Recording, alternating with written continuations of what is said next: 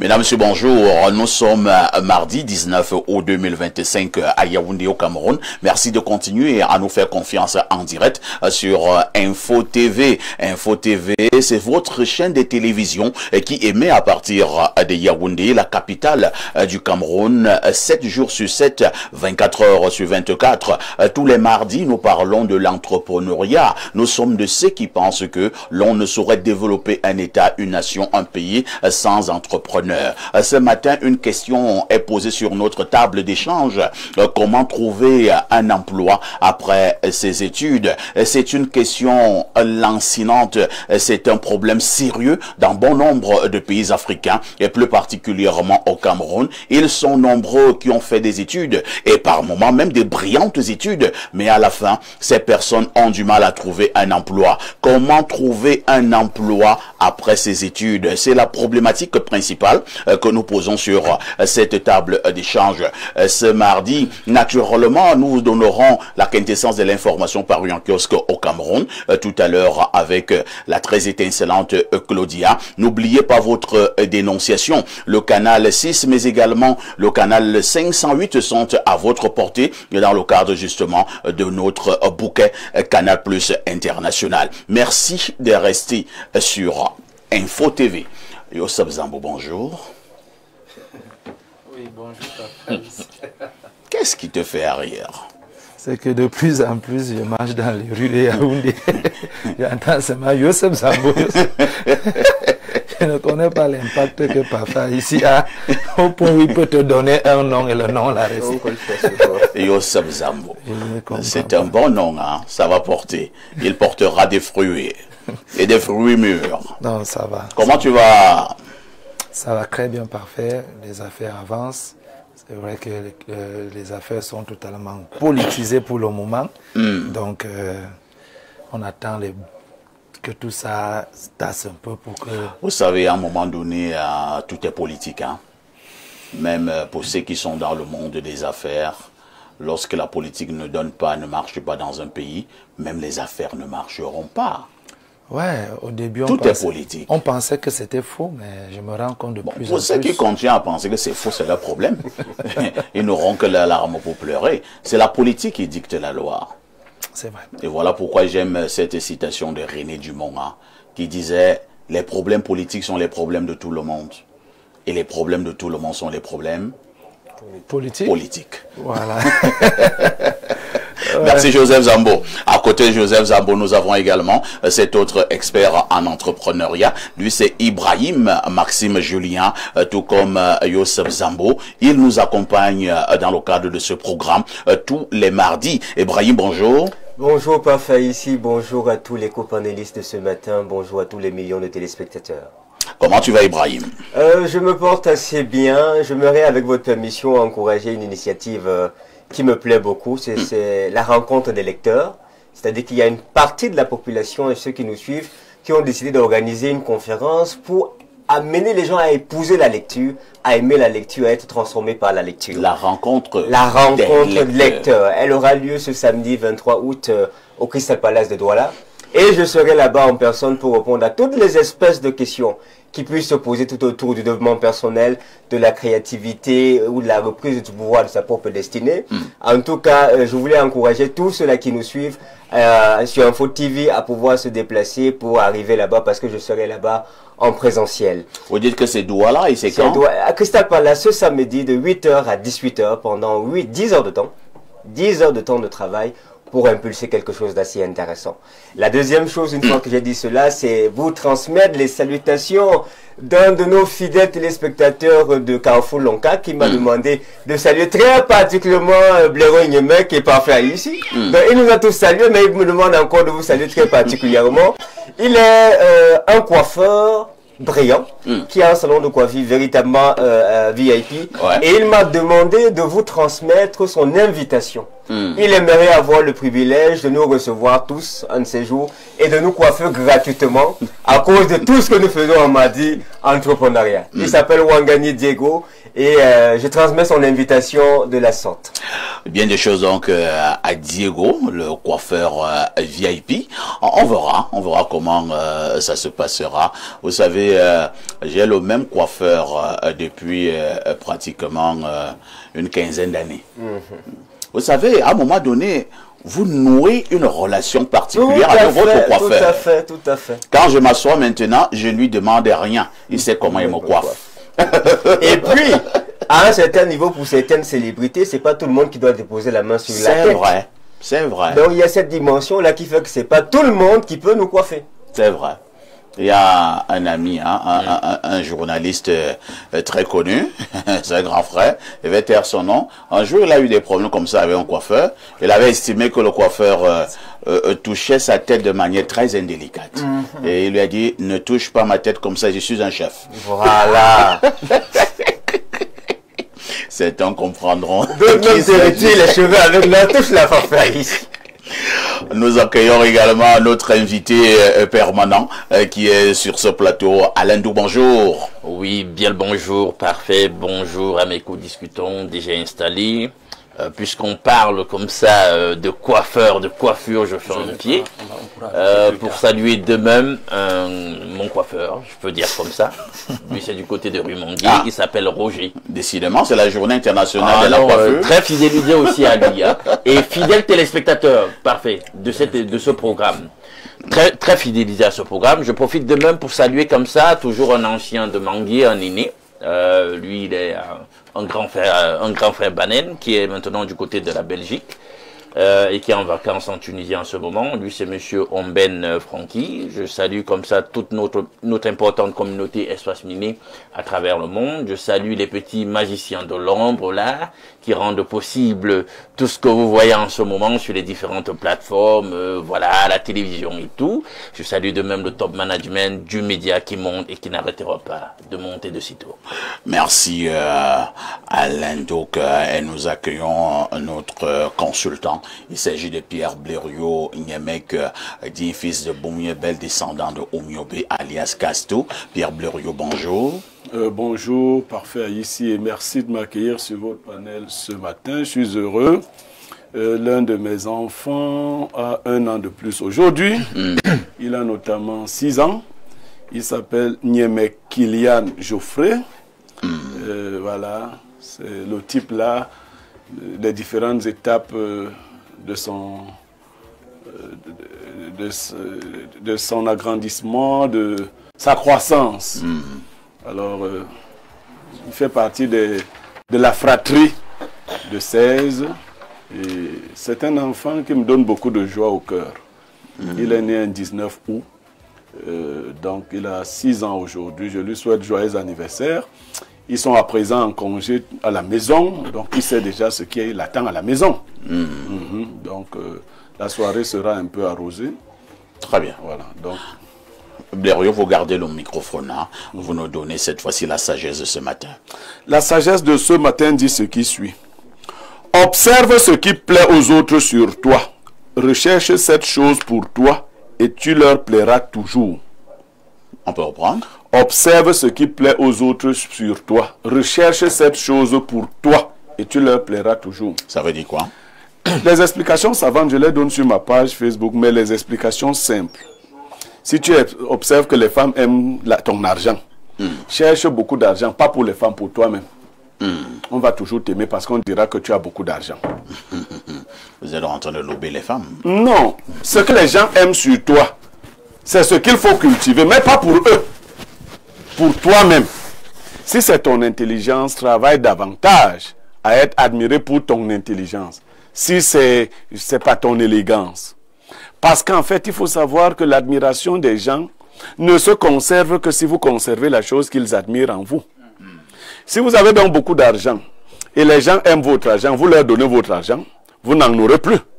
Conséquence, ils ne vont plus vous admirer.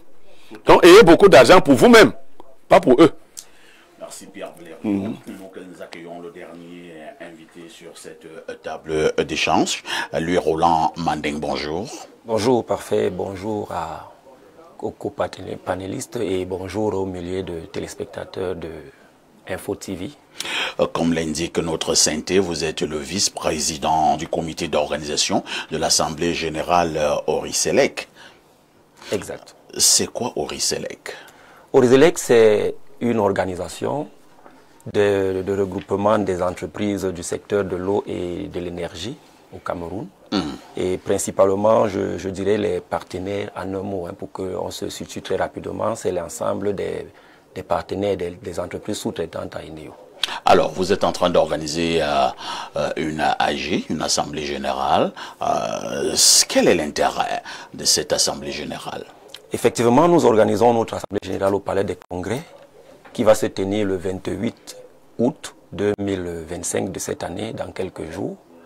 D'abord, c'est statutaire, parce que lorsque nous arrivons à 3 ans de fonctionnement de l'équipe dirigeante, nous devons donc faire un bilan, et à l'issue de ce bilan, nous devons effectivement renouveler la classe dirigeante de la structure. Et donc, nous sommes arrivés donc au terme de ces 3 ans de fonctionnement, et à ce moment, nous devons donc tenir notre Assemblée Générale, qui en fait on devrait tenir il y a plus d'1 an, mais pour des multiples problèmes que nous avons connus à l'intérieur du mouvement, on a donc pu reporter ça, et voilà. Donc vous êtes maintenant en illégalité. En temps normal, on peut le dire que le bureau actuel est illégitime, comme le mot aime bien être prononcé, mais pas véritablement illégal, parce que ça a été... Moi, je pensais plutôt qu'il est illégal et il peut probablement être légitime. Bon, oui, voilà, il est peut-être illégal, mais il est légitime parce qu'effectivement, ça n'a pas été l'émanation de ce bureau de reporter l'AG, c'est des problèmes internes qui nous ont amenés au report de l'AG.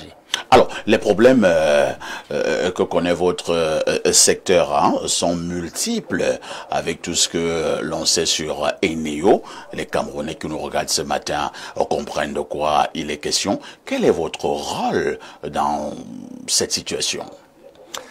Voilà, nous avons un rôle très important à l'intérieur, et donc on peut à un moment donné être comptable de tout ce que les populations peuvent se plaindre en termes de coupures, en termes de... Mais déjà je veux vous dire, les coupures que nous observons très souvent ne sont pas l'émanation directe de Eneo. Mais nous avons d'autres problèmes sous-jacents qui peuvent donc amener à ce que le problème persévère. Par exemple, le fait que nous sommes des entreprises, et Oriselec, comme je venais de vous dire, est un regroupement de plus de 120 pour minimiser le chiffre d'entreprises regroupées. Et ces entreprises sont à pied d'œuvre permanemment, tous les jours, sur le réseau pour résoudre les problèmes liés au dépannage. Et vous voyez donc quand l'accompagnement ne suit pas, parce que les entreprises s'investissent, ils mettent de leurs moyens, les ressources et tout le reste. Et quand on met donc les ressources, et qu'en retour, on n'est pas rémunéré à temps, parce que les prestations que nous faisons en termes dans le cadre de nos entreprises, je peux dire, nous préfinançons nos activités. Et donc, quand nous n'avons donc pas le retour sur l'investissement immédiatement, c'est-à-dire... Il y a un problème. Oui, il y aura un problème. Alors, concernant cette Assemblée générale, quels sont les acteurs attendus et surtout vos attentes au sortir de cet AG? Les acteurs sont nombreux que nous attendons. Il y a d'abord le gouvernement qui doit absolument être là, et donc nous pensons qu'ils seront là, parce que l'AG est d'abord sous le patronage du ministre de l'eau et l'énergie, qui est notre ministère de tutelle. Gaston Elundu Essomba. Exactement. Et nous avons d'autres ministères comme l'emploi, les petites et moyennes entreprises qui sont des acteurs directement liés à l'activité. Et à côté de cela, nous avons des sponsors. Je veux parler par exemple de la banque AFG, qui est ancien Atlantic Bank, qui sera un des acteurs majeurs, qui va venir nous parler du problème de la finance. Parce que vous voyez, comme je venais de vous dire, nous avons beaucoup de problèmes par moment par rapport aux finances. Et donc, c'est un acteur majeur qui vient soutenir la sous-traitance pour les accompagner de façon efficace et efficiente sur le terrain. Mais à côté, nous avons également les structures comme Arcel, qui est le régulateur du secteur, pour qu'ils comprennent effectivement les problèmes que nous avons. L'agence de régulation du secteur de l'électricité. Exactement, qui sera présent. Et les attentes... Disons donc que tous ces acteurs seront là, que ce soit l'Arcel, qui est le régulateur, que ce soit Sonatrel, qui en principe transporte cette électricité. Maintenant, Eneo, qui vend l'électricité. Même si de temps en temps, nous voulons toujours chercher les gourdins pour en découdre avec Eneo, en oubliant les autres acteurs du secteur de l'électricité au Cameroun. Le problème ici, c'est que c'est Eneo qui est aux avant-postes. Et donc, ils doivent subir nos gourdins. Non, effectivement, c'est encore là le problème. Quand vous parlez d'Eneo qui doit subir vos gourdins, en réalité, c'est nous qui subissons vos gourdins parce que ce sont nos employés. Je vous rappelle que Orizelec, c'est au minimum 8000 emplois que nous offrons en termes d'effectifs que nous avons dans nos rangs. Donc, ce sont nos employés qui sont à longueur de journée aux avant-postes. Donc, les gourdins encore, ce sont nos employés que vous allez assommer. Et donc, c'est pour ça que nous nous disons, il faut bien que le gouvernement nous accompagne parce que nous voulons être une force de proposition pour le gouvernement camerounais pour que nous n'ayons plus des problèmes liés aux coupures intempestives à tout moment. Très bien. Merci, Louis Roland Mandin. Vous resterez avec nous pour cette émission puisque nous parlons d'entrepreneuriat. Vous êtes justement dans ce domaine-là. À tout de suite pour la suite.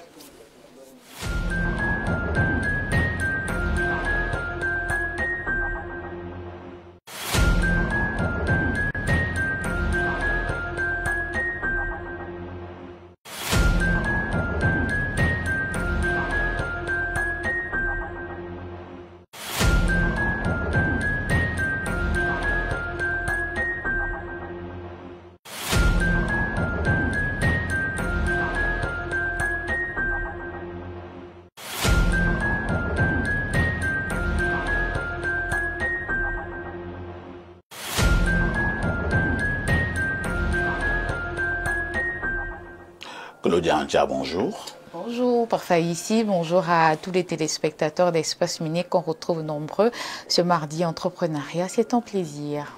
Vous avez envoyé cette tresse par devant, comme j'aime souvent. Hein. Tout à fait. Je pensais à vous. Je me suis dit non. Ah bon? Il faut le faire. Il faut envoyer les tresses devant. Par devant, c'est bien. Prochainement, faites en sorte qu'elles soient aussi un peu plus longues. Ah oui. Mais également qu'elles sont un peu plus longues. Pourquoi? Bon, ça peut vous aider dans pas mal de choses. C'est des cordes. De toutes les façons, moi je dis ce que j'aime. Vraiment? Je les aime plus longues. Vous voyez un peu. Non, je ne vois rien. Non, je ne sais pas là où vous voyez la perversité. J'ai pas dit pervers, j'ai dit Prévert. Non, vraiment, Jacques Prévert avait ses problèmes. Moi, je n'en ai pas. Moi, je parle des tresses. Donc, Claudia qui sait toujours me satisfaire. Elle sait que j'aime quand elles sont devant. Elle sait que j'aime également quand elles sont plus longues. Elle le fera prochainement. Mon foyer est en danger. Ah bon? Mon foyer est en danger. Nous parlons des tresses, hein. Nous parlons pas d'autre chose. Mais au niveau de la longueur, il y a des... ça devient compliqué. Nous parlons de la longueur des tresses et non pas une autre longueur. Vous êtes à quel niveau? Je suis au même niveau. Je suis au même niveau que vous. Claudia? Oui, parfait. Que disent les journaux? Parfait, ici les journaux sont en kiosque ce mardi matin et voici l'essentiel de l'information à retenir. Présidentielle 2025, l'opposition en désaccord. Parfait, s'interroge le quotidien Info Matin. La page 3 nous indique entre égaux surdimensionnés, guéguerre, conflit des générations et opportunisme. Les 11 candidats face à Paul Biya en moins de 2 mois du 12 octobre, date de la tenue du scrutin tant attendu, ne semble pas toujours ou encore s'accorder sur l'essentiel, c'est-à-dire mettre fin à 43 ans de règne sans discontinuité d'un homme. Du coup, l'espoir d'une coalition de grande envergure commence à chaque jour qui passe à fondre comme neige au soleil. Au bas de une de ce journal, on parle de Léonès et en cette 2024, l'intégration définitive est en marche. C'est l'assurant du Minfopra, Joseph Léo, lauréat de la promotion ce 18 août, dans une note d'information. Le billet hebdomadaire L'Équation parle également d'élections présidentielles 2025. L'on nous apprend ici que le NDE mobilise plus de 160 millions pour le candidat Paul Biya. À lire également dans ce journal, le forum sur les investissements en Afrique en zone ACP. Le forum va se dérouler du 8 au 13 septembre 2025 à Pronton. Retour sur l'élection présidentielle avec le quotidien à Capitaux Public Cameroun Tribune. Chorus pour la transparence. Elections Cameroun, les candidats, les partis politiques et l'administration se mobilisent pour garantir un scrutin crédible. Le 12 octobre prochain, ceci passe par le recrutement des représentants pour la surveillance du scrutin, le changement de dénomination de certains bureaux de vote ou encore l'accréditation des observateurs électoraux. Les pages spéciales sont à lire de la page 9 à 12 ce matin. Présidentielle 2025, le quotidien Le Jour place également un mot sur le sujet. L'on nous informe ici que 25 militants du MRC sont aux portes de la prison pour avoir voulu assister à l'audience publique du contentieux électoral à la Cour constitutionnelle. L'information est à lire en page 2 de ce journal paru en kiosque ce matin. Le Messager nous propose une toute autre actualité. Ici, on met en vitrine le centre d'excellence de Mbankomo. Braquage programmé, s'interroge ce tabloïd, tombé en décrépitude avant d'être reprise en main par la FECAFOOT sous l'impulsion de Samuel Eto'o en avril 2022. Le MINSEP serait en voie de décaisser 20 milliards de francs CFA pour s'adjuger le contrôle de l'infrastructure. Apprend-on. D'ailleurs, cette information est à lire en page 11. Mutation est également en kiosque ce mardi. Ici, on parle de la guerre en Ukraine. Ces tirailleurs camerounais, des familles sont de plus en plus nombreuses à signaler la disparition de proches enrôlés sur la ligne de front par la Russie ou l'Ukraine. Courant mars, le ministère de la Défense attirait déjà l'attention sur les défections dans les rangs de l'armée camerounaise pour le théâtre russo-ukrainien. Georges-Alain Boyomo est plus précis sur cette actualité en page 5. Le du Sahel est en kiosque ce matin, le quotidien régional d'information du Nord Cameroun. Ici, Guiba Gatama présente Annie Florentinga, la mère des 5 enfants enlevés sur l'axe Maroua-Koussiri, parle en page 3. Cette revue de presse se poursuit avec les cahiers de l'émergence. Ici, on parle de la France et de l'Afrique. Entre reconnaissance, manipulation et résistance, les grandes manœuvres géopolitiques sont présentées ici par Franck Carlin Mansong. Je clôture cette revue de presse avec le billet hebdomadaire Le Point. Le journal de Thierry Patrick Kondoa parle de Paul Biya, promotion des généraux, rajeunissement, modernisation et professionnalisation. On y arrive. Forces armées, honneur, fidélité et loyauté sont à lire en page 11 de ce journal paru en kiosque ce matin. Et puis enfin, au bas de une de ce journal, on parle de présidentielle 2025, alliance factice, Bello Bouba, ensorcelé, point d'interrogation par Faïssi. On se demande si Bello Bouba a été ensorcelé. Oui. Ah, d'accord. On verra bien. Merci Claudia pour toutes ces informations fraîches parues donc en kiosque au Cameroun. Claudia, tu tires encore un peu? Tirer les tresses. D'accord. Ah, ça va, c'est bien. Ça me va, c'est bon. Après, je dois aussi vous faire un petit compliment parfois bon ici. Vous êtes très beau ce matin. Ah, merci beaucoup. Vraiment, cette veste carrelée, franchement, ça vous va à merveille. Depuis un certain temps, mes amis des réseaux sociaux m'ont collé la paix et ça m'énerve. Je ne me recharge plus. Je n'enfile même plus, ne parle plus. Oh là là. Il faut parler, il faut parler. Qu'est-ce que je dois encore faire? Vous avez promis de marcher désormais pieds nus, non? Non, la culotte. Je vais mettre la culotte prochainement avec la veste. Et ils vont encore reprendre feu. Ils seront en extase. Ça, c'est vrai. Mes amis des réseaux sociaux, j'ai dit c'est le duel. On verra qui va gagner. Ils sont meilleurs soufflés. Vous voyez que je les attaque. Je les attaque. Ils ne vont même pas parler. Ils ne font rien. Ils pensent que c'est les nyama là. Dès qu'ils parlent, ils commencent à pleurer. Vous avez raté des cibles. Un gars qui a un cardio comme ça. On a parlé, moi, au Cameroun, ici, pendant 9 mois. C'est là que je me suis marié. Et puis, quand on marche avec Castou, franchement, on a beaucoup de force. Hein. Mes amis des réseaux sociaux, il faut savoir choisir vos cibles. Quand tu as des gens comme Claudia. Claudia, on se dit à demain 10h. À demain 10h, bonne suite d'émission. N'oublie jamais le conseil. Petite Claudia, tout ce qui brille n'est pas or. Ma petite reste très très prudente. Et les réseaux sociaux n'auront jamais raison. Superfecto. À tout de suite pour la suite.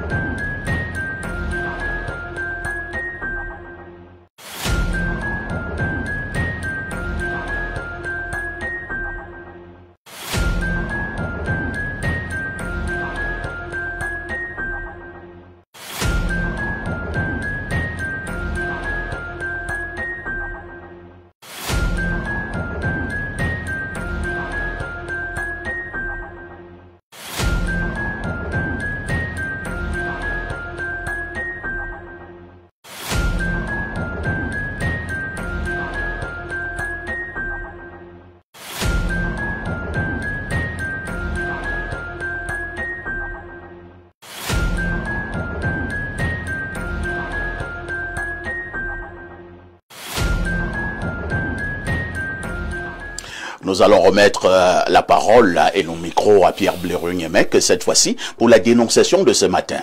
Alors, parfait, ici, j'aimerais dénoncer un comportement que nous observons de plus en plus dans notre société et qui n'interpelle pas suffisamment. Lorsque deux individus sont dans un conflit foncier qui n'a pas encore été résolu, celui qui estime avoir beaucoup d'argent s'empresse d'aller construire sur le terrain querellé, se disant qu'une fois qu'il a construit, il a gagné le procès. Il arrive même que les gens fassent des constructions nuitamment. C'est-à-dire, tu as des problèmes avec un voisin ou quelqu'un qui dispute le terrain avec toi, vous êtes en justice, et tu arrives le lendemain du jour où vous avez été appelé en justice, tu trouves qu'il a déjà érigé une maison sur le terrain nuitamment. Il y avait 50 personnes au chantier dans la nuit. On a versé les sacs, les camions de sable, de gravier. On a travaillé comme dans une sorte de con ou de femme là toute la nuit et il y a déjà la maison. Et cette attitude embarrasse aussi les juges. Et donc, je voudrais dénoncer cette pratique-là et inviter les gens à respecter les procédures de justice. Et évidemment, que ce soit les magistrats administratifs et autres, à dire toujours le droit. Parce qu'après, ça suscite des sortes, je ne sais pas, de compassion. Comment lui, là, à la maison dessus, alors qu'on connaît la pratique. Très bien. Je dispute le terrain avec Ibrahim. Et dans la nuit, toute ma famille, mes 16 enfants, nous tous, nous partons là-bas, plus leurs amis. Et le matin, Ibrahim voit seulement une maison. Très bien. Merci. Hein. Comme vous avez pris l'exemple sur Ibrahim, je lui passe donc la parole. Ibrahim, c'est quand même un anti-jeu. Ce sont des méthodes d'un autre style. Question justement d'influencer d'une manière ou d'une autre la décision de justice.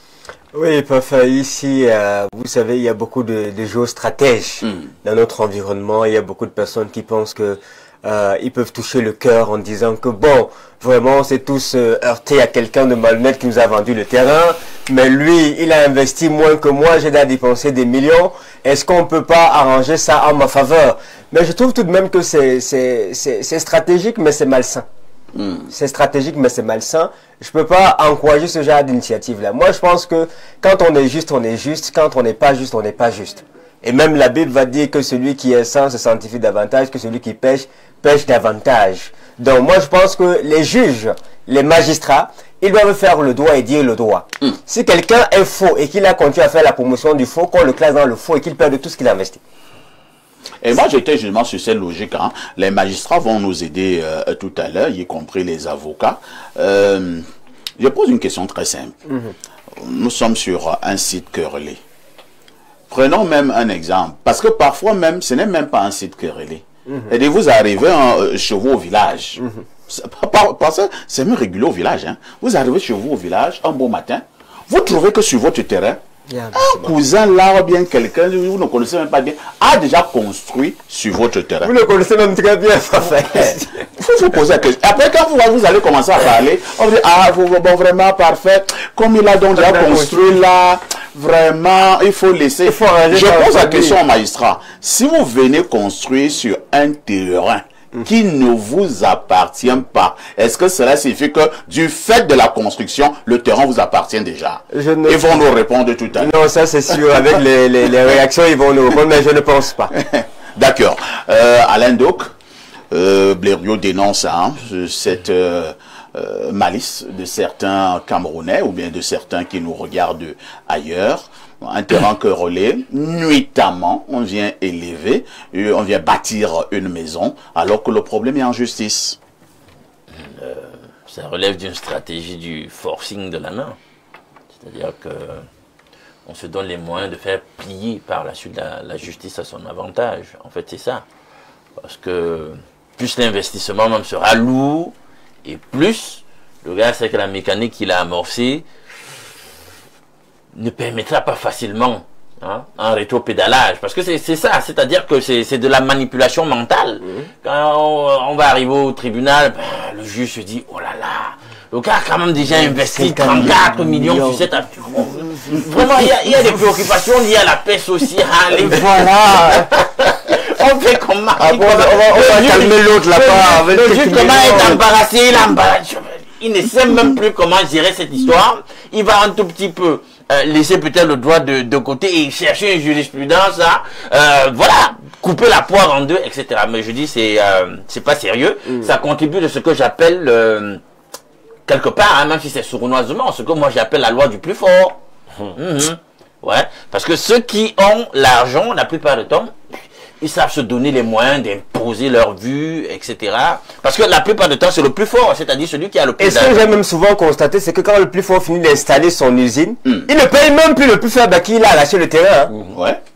Parce que de toutes les façons, c'est déjà réglé d'une certaine manière. Même la population a vu que c'est la maison de X ou de Y. On a l'impression que celui qui a construit la maison, en fait, c'est son terrain. C'est son terrain, puisque on ne le met pas mal à l'aise, la police l'a pas arrêté, il est installé.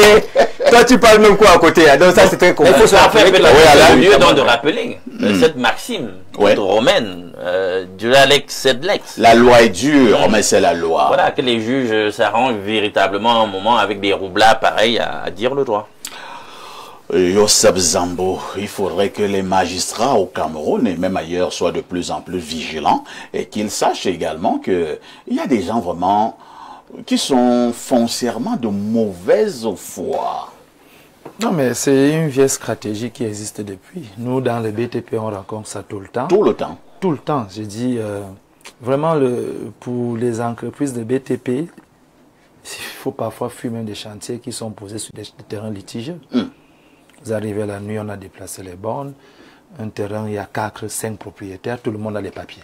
C'est-à-dire, c'est la magie là. C'est-à-dire, c'est le vendeur de Simalone, c'est la mort. Là-bas, il y a des excellents là-bas. Derrière Simalone, tu arrives, il y a 5 personnes, tout le monde a les papiers. Sur le même parcelle de terrain. Même parcelle de terrain. Maintenant, c'est divisé. Hein. Lui, là, le haut, l'autre, le bas, l'autre, à gauche. Un a même tout ça à la fois. 4 ont tout ça à la fois. Et les mêmes signataires. Et ils ont tous des photos du moment où on signait. Incroyable. Je ne sais pas si vous voyez un peu le paradoxe. Maintenant, on te dit même que lui-même qui a signé là, c'est même pas lui le vrai chef d'ici. Ils sont là. Il y a leurs noms qui sont partout, les excellents. Donc, ce qui fait que ça devient un très gros problème parce qu'il y a même un qui ne bavarde pas beaucoup, mais lui, il a fait la fondation. Donc, vous discutez, lui, et vous dites... Il y a une parcelle de terrain là en ville, je vais préférer taire l'endroit. Je vous assure, il y a près de 10 personnes qui revendiquent la même parcelle de terrain. Et comme vous dites là, Yosef Zambo, chaque personne a des papiers. Avec la même localisation, GPS, tout est pareil. Celui qui met la fondation a l'avantage que l'autre a des papiers, c'est déjà la fondation. Maintenant, lui vient vous dire que le meilleur titre foncier, c'est la construction. C'est la construction. Et puis, je pense que c'est l'habitude. Et une expression là, la mise en valeur. C'est l'héritage ancien. Quand tu es le premier occupant, ça t'appartient. Et quand ça, c'est la loi du village. Et quand ça arrive comme ça, il y a toujours une petite équipe qui vient. Papa, même quand il vendait, même il était déjà malade. Voilà. Il trouve toujours quelque chose d'explication pour le cas, pour expliquer. Lui, Roland Mandeng, nous parlons, nous rions, mais le problème est sérieux dans nos villes, dans nos villages. Exact. Parfait. Quand j'écoute la dénonciation de ce matin, j'ai peur qu'on m'avait ciblé. Ah bon? Oui. Parce qu'en fait, pour donner une explication à ça, je crois que ça sort des villages. C'est-à-dire la tradition, quand vous rentrez questionner le droit, on vous dit par exemple qu'en matière de biens, possession vaut droit. Et donc quand il est venu mettre sa fondation sur le terrain, il estime que c'est pour lui. Et ça vient du fait que si nous rentrons dans nos traditions, dans nos us, vous allez trouver par exemple à l'époque de nos grands-parents, la forêt était là. Et c'est le premier qui avait mis la machette à l'intérieur. Qui avait l'endroit appartenant au premier. Et ça revient donc maintenant, vous voyez par exemple un terrain familial qui appartient à une fratrie. Tout à fait. Quelqu'un, lui, il arrive et il occupe. Et très souvent, il n'occupe pas en tenant compte du nombre. Qu'il a des frères. Qu'il a des frères. Et lui, il va occuper, et quand il a occupé, et ce qu'il a occupé, ça devient pour lui. Oubliant qu'en réalité, le droit est clair là-dessus. Tu ne peux pas prendre de force ce qui ne t'appartient pas. Et dans le cas des villes, et vous voyez, ce sont ces genres de personnes, quand ils viennent en ville, il suffit qu'ils pensent que j'ai un peu d'argent, va vite faire la fondation et tu as gagné le terrain. Mais nous, dans nos traditions, on dit souvent que le terrain a mangé la maison. Ça veut dire quoi? Je mot à mot ça. En bassa, ça se dit beaucoup plus mieux. Mais en français, ça veut dire que le terrain a mangé la maison. Moi, à cette situation, qu'est-ce que je fais? Tu viens, tu commences les constructions sur mon terrain, tu fais la fondation. Tu es tranquille? Je suis tranquille, je t'encourage. Tu élèves les murs, je t'encourage. Tu tôles. Le jour qu'on fait le tôlage, je suis là. Je mange, je bois, je ris avec vous. Et pendant qu'on est en train de tôler, j'ai déjà passé la commande des portes. Dès que tu finis, moi je viens, je mets les portes et je suis dans ma maison. Simplement. Simplement. Parce qu'en réalité... Ah bah là, malin et demi. Mais là, ça devient une situation juridique compliquée. Mais voilà. Il était là, il assistait à ça. Maintenant, moi je suis légitime sur mon terrain. Questionnons qui a conçu la maison. Pour moi, tu deviens un simple entrepreneur que moi j'ai engagé. On va se retrouver à la justice. Non, il y aura des violences. Bon, disons quand même, nous parlons encore sur le contrôle des juristes purs. Hein. Si je m'en tiens à ton exemple, c'est-à-dire que quelqu'un commence à élever les murs, tu regardes, tu ne dis rien. Quelqu'un finit, lance la toiture, tu regardes. Tu viens manger le jour, et après tu viens installer. C'est mon entrepreneur. J'ai peur que la justice commence à te dire, mais toi-même là, pourquoi tu n'as pas fait opposition lorsqu'il était en train de bâtir toute cette affaire? Rappelons-nous parfait qu'au départ, on parle de quelqu'un qui est nanti. Ça veut dire que tu as essayé. Et là, Biriou a bien dit, nuitamment, 50 personnes. Vous savez comment ça se passe? Le chantier, généralement, quand on fait la fondation, on chaîne, on attend le radeau. Voilà, comme a dit Blériot, là, ça peut encore se comprendre. Voilà. C'est-à-dire que les gens sont venus, c'est pas une cargaison des gens, nuitamment, une cinquantaine de personnes, c'est possible, hein? On tire une maison comme ça, les gens travaillent comme s'ils étaient dans le FAMLA. Et à ce moment, qu'est-ce que moi je fais? Dès que c'est fini, le matin, quand j'arrive, je ne suis plus dans le boucan, je ne suis plus dans rien, je suis à l'intérieur. Merci Louis Roland pour votre appréciation. Pierre Blériot Nyemek, en pareille circonstance, que faisons-nous? Puisque l'État est né du besoin de réfréner les oppositions entre les hommes, mais puisqu'il est en même temps né au milieu des conflits de ces hommes, l'État doit en tout temps être celui qui régule. Mon frère Bassa vient de vous dire comment les Bassa résolvaient ces problèmes avant, mais ça c'était avant. Et Alain Doulou a soufflé qu'il y aura de la violence. Ah ouais. Tu vas pas t'installer comme ça. Il peut même avoir mort d'homme. Bien sûr. L'affaire là ne va pas. Donc, c'est pour cela que nous nous en référons à l'État. Il faut dire une chose. Vous prenez l'exemple du village. Ouais. Quand vous n'avez pas encore titré un terrain, ou vous n'avez pas de titre sur un terrain, les mises en valeur prennent le dessus. Donc, il faut faire attention. Votre cousin peut vous prendre le terrain du village. C'est-à-dire que quand vous avez... la plupart d'entre nous n'avons pas songé, n'a pas songé, la plupart, à titrer les terrains du village. Même ceux qui sont proches de Yaoundé, comme toi là. C'est-à-dire qu'il faut titrer tes terrains, tous tes terrains. Tant qu'ils ne sont pas titrés et qu'ils sont du domaine national, un cousin qui a fait des mises en valeur, si tu les détruis, tu as déjà des problèmes. Donc, il faut empêcher qu'il fasse des mises en valeur. Tu vois un cousin planter un poteau. Et il y a, je parle d'abord du cas des villages. Un cousin commence, on dit non, vraiment. Non, non, non. C'est mieux de titrer et de faire des dons si tu veux. Mais là, je posais le cas de deux personnes qui auraient même des titres. Sur un même terrain, on a plein de cas. Tout à fait. Et le problème est déjà en justice. Le plus nanti croit donc qu'il est question de doubler et de vite construire. Il arrive que l'issue du procès donne raison à celui qui n'a pas construit. Ouais. Et là, je vous préviens, seul celui qui a eu raison peut casser la maison. Vous-même, vous ne pouvez plus la casser. Oui. Ah bon? Oui, vous ne pouvez plus casser votre maison. Okay. Ça devient destruction des biens. Donc, la maison peut me revenir. Oui, bien sûr. Oui. Ça, c'est bien. C'est pour ça qu'on a dit que le terrain mange la maison. Un proviseur du lycée bilingue de Yaoundé. Sa mère avait acquis un terrain à la brique. Mais la maman a abandonné, sauf qu'elle avait quand même pris le soin de titrer son terrain. Elle n'a pas eu les moyens. Un grand homme d'affaires est arrivé, on ne sait par quelle alchimie, il a construit un immeuble sur ce terrain. Quand le problème s'est engagé, le proviseur lui a dit, bon, moi je propose, n'est-ce pas, que tu payes ce terrain à la valeur actuelle. Et il dit non, il a compté sur ses relations. Bon, ils sont allés au tribunal. Le proviseur a eu gain de cause sur le terrain. Bon, il lui a dit, sans casser la maison, parce que tu veux me détruire des choses, porte la maison. Je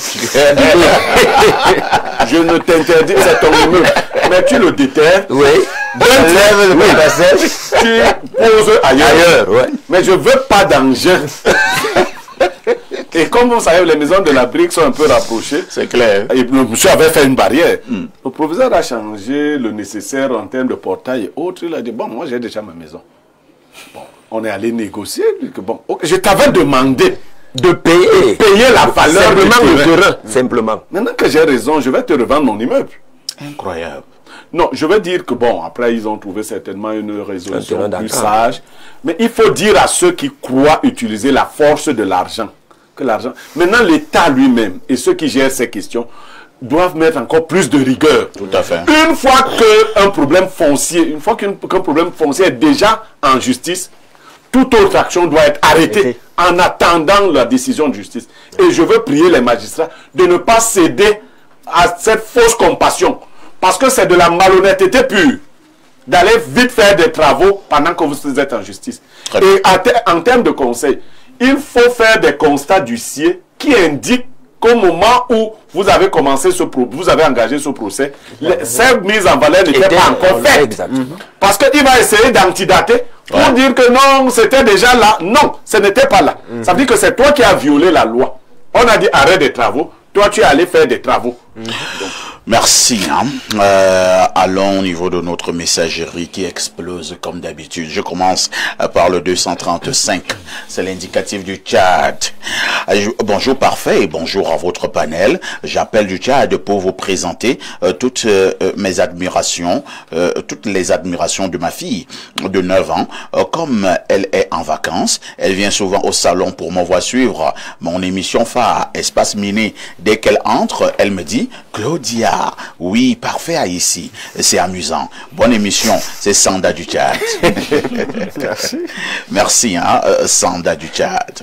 Autre message ce jour. Bonjour, monsieur Aïssi et à votre panel. Ce que monsieur Mandeng vient de dire, je connais un commissaire qui avait agi net comme ce que monsieur Mandeng vient de vous dire. Ce commissaire occupe cette villa il y a pratiquement 20 ans. C'est Polo de Nyom qui envoie ce message. Mais il est commissaire. 20 ans aussi. Non, il est commissaire. Mais il y a 20 ans aussi.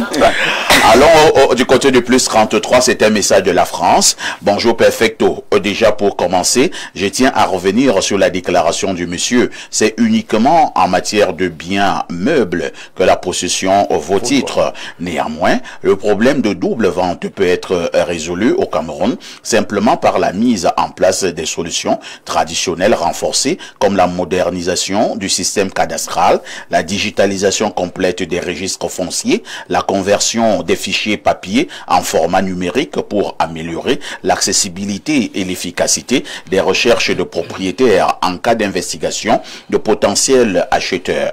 Et tout cela n'est possible que si l'obligation de la titrisation des terrains soit obligatoire.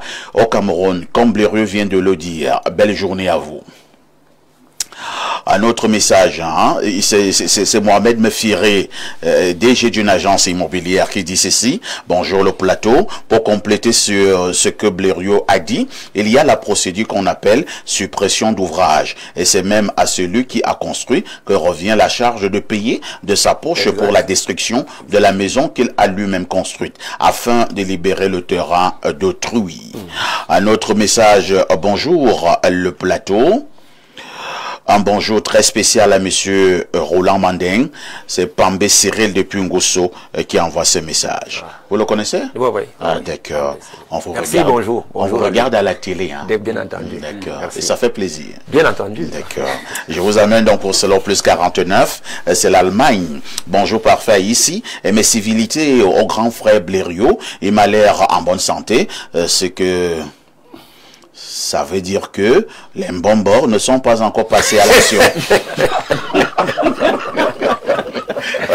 Mais il a lancé le bon. Ils veulent inciter les Mbombors à faire quelque chose. Les Mbombors voulaient me oublier l'affaire là. Non, les Mbombors doivent oublier. Il a les mauvais moments.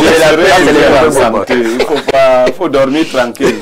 Et continue en disant, parfait, les pratiques observées en matière de litige foncier sont tributaires de la manière dont ces affaires sont traitées au Cameroun. On a une pluralité de titres fonciers à cause de certains magistrats vassalisés à la corruption. Un magistrat, comme le dit si bien Moulinex, doit appliquer la loi sans état d'âme.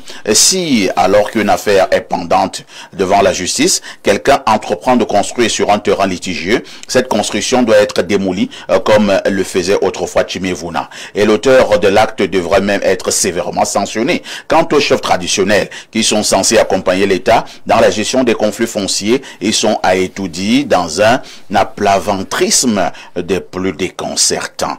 Professeur Chen. En fait, on a illusion là et tout dit vraiment.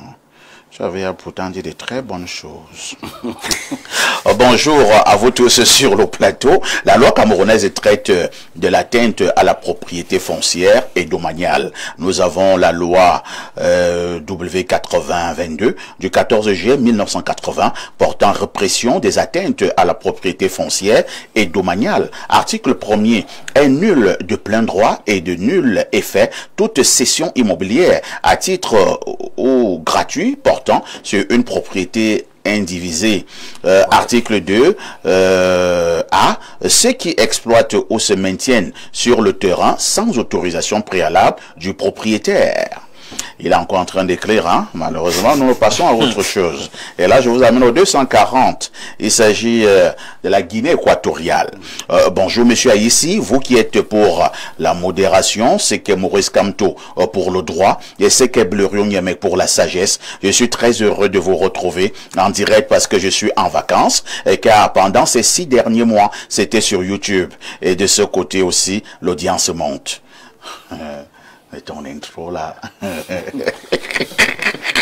Pour la dénonciation de ce matin, à Douala, très souvent, les gens travaillent la nuit avec 4 gros bras et en journée, une autre équipe arrive pour détruire. Et très souvent, cela vire au drame. J'ai vécu un cas où le propriétaire du terrain qui nous avait amené sur place a échappé à un assassinat. Et c'est après plusieurs heures de foule au champ qu'il nous a informé qu'il s'était sauvé et qu'il était déjà à la maison. Jules Hervé Fomo depuis Bata, en Guinée équatoriale. C'est compliqué. Hein? Bonjour, monsieur Perfecto, et à tout ton panel concernant la dénonciation de ce matin en droit positif camerounais. Lorsqu'un tiers construit sur une parcelle qui ne lui appartient pas, le propriétaire du terrain détenteur d'un titre foncier peut soit détruire l'édifice érigé aux frais de l'usurpateur, soit ce dernier le détruit lui-même. C'est Carl Nelson Mandela depuis Yokadouma. Bonjour, parfait. Ici, le modérateur de la modération, ainsi qu'à tous les panélistes du mardi entrepreneuriat, particulièrement à Blériot, mon meilleur combi, même s'il ne le sait pas encore. Pour la dénonciation du jour, la seule solution c'est de tout. C'est quoi? C'est de tout au Cameroun. Le pouvoir en place, les ministres et tous leurs collaborateurs, même les populations. Il faut même tuer tout le monde au Cameroun et épargner seulement les enfants de moins de 5 ans en espérant qu'ils n'ont pas encore été infectés.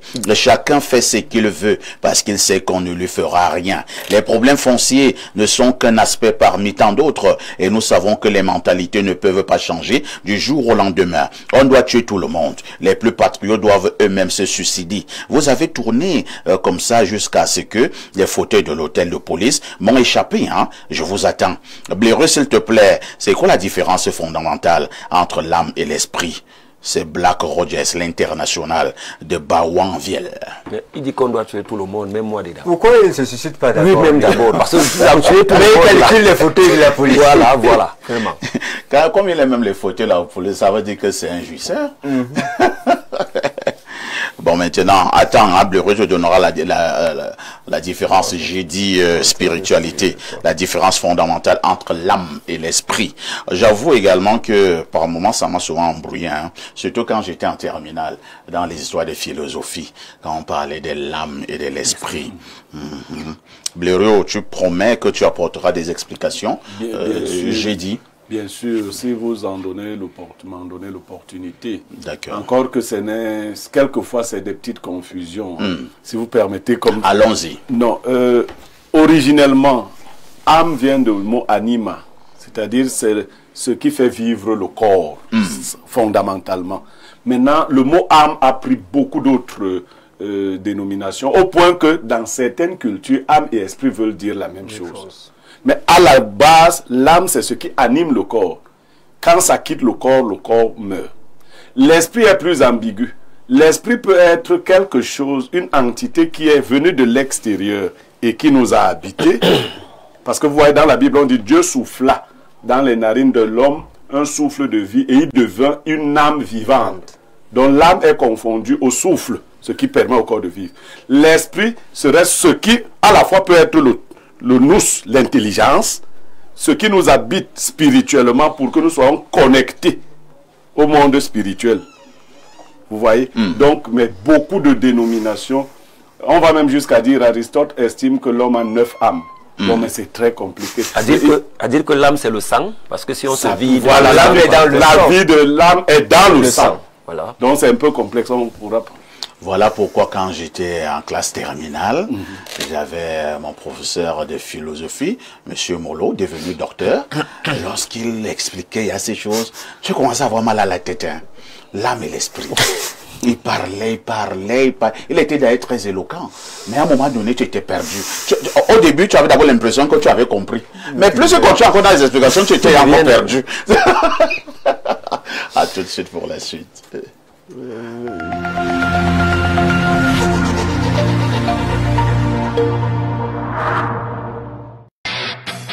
Sous le haut parrainage de Madame Chantal Biya, première dame du Cameroun, la Fédération camerounaise de cyclisme en partenariat avec le complexe hôtelier, touristique, sportif et culturel Bago Fit Sound City organise la course internationale VTT Chantal Biya, première édition. Au programme, du 26 au 30 août 2025, foire, exposition économique et socio-culturelle. Le 29 août 2025, marche sportive et grande soirée culturelle. Et enfin, le 30 août 2025, course internationale VTT Chantal Biya. La course internationale VTT Chantal Biya est un événement exceptionnel qui réunit les participants nationaux et internationaux dans une ambiance unique.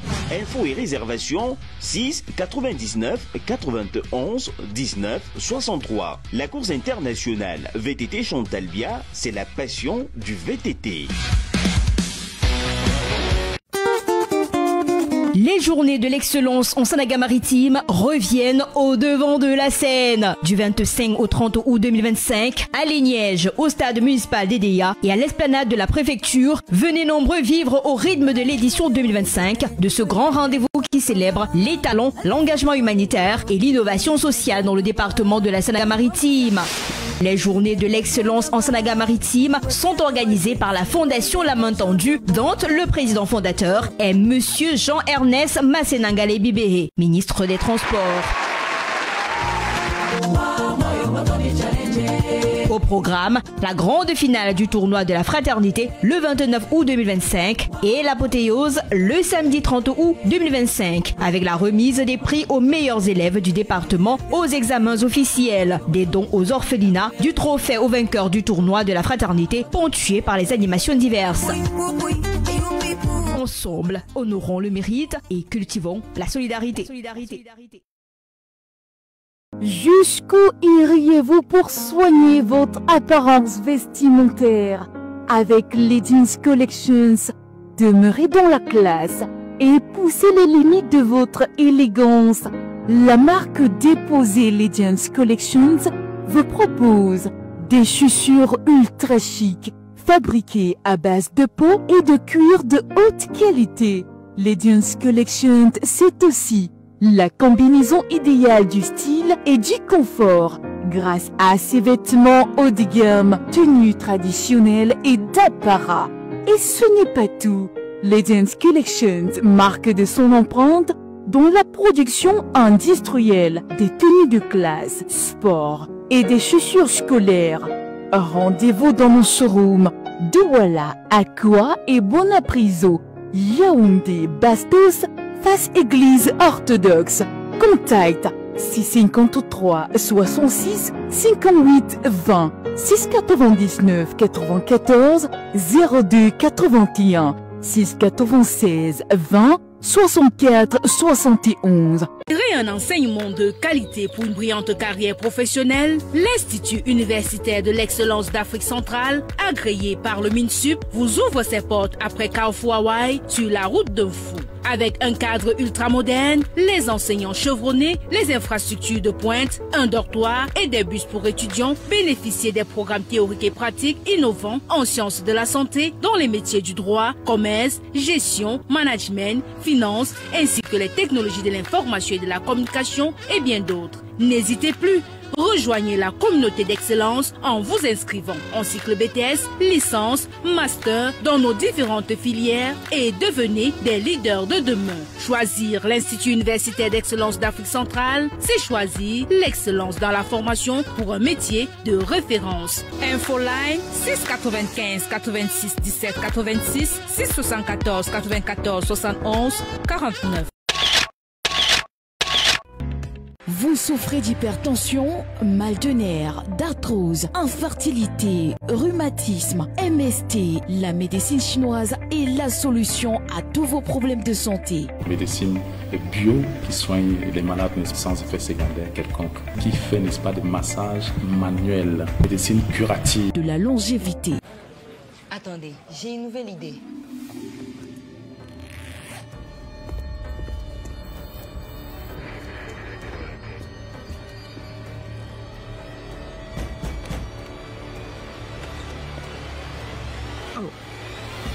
Mettez ça, le jeu va commencer. Canal+, Netflix, boum, ça va être énorme. C'est dingue. Pour vous, nous imaginerons toujours plus. Maintenant, profitez de tout Netflix, inclus dans votre nouvelle formule Tout Canal+.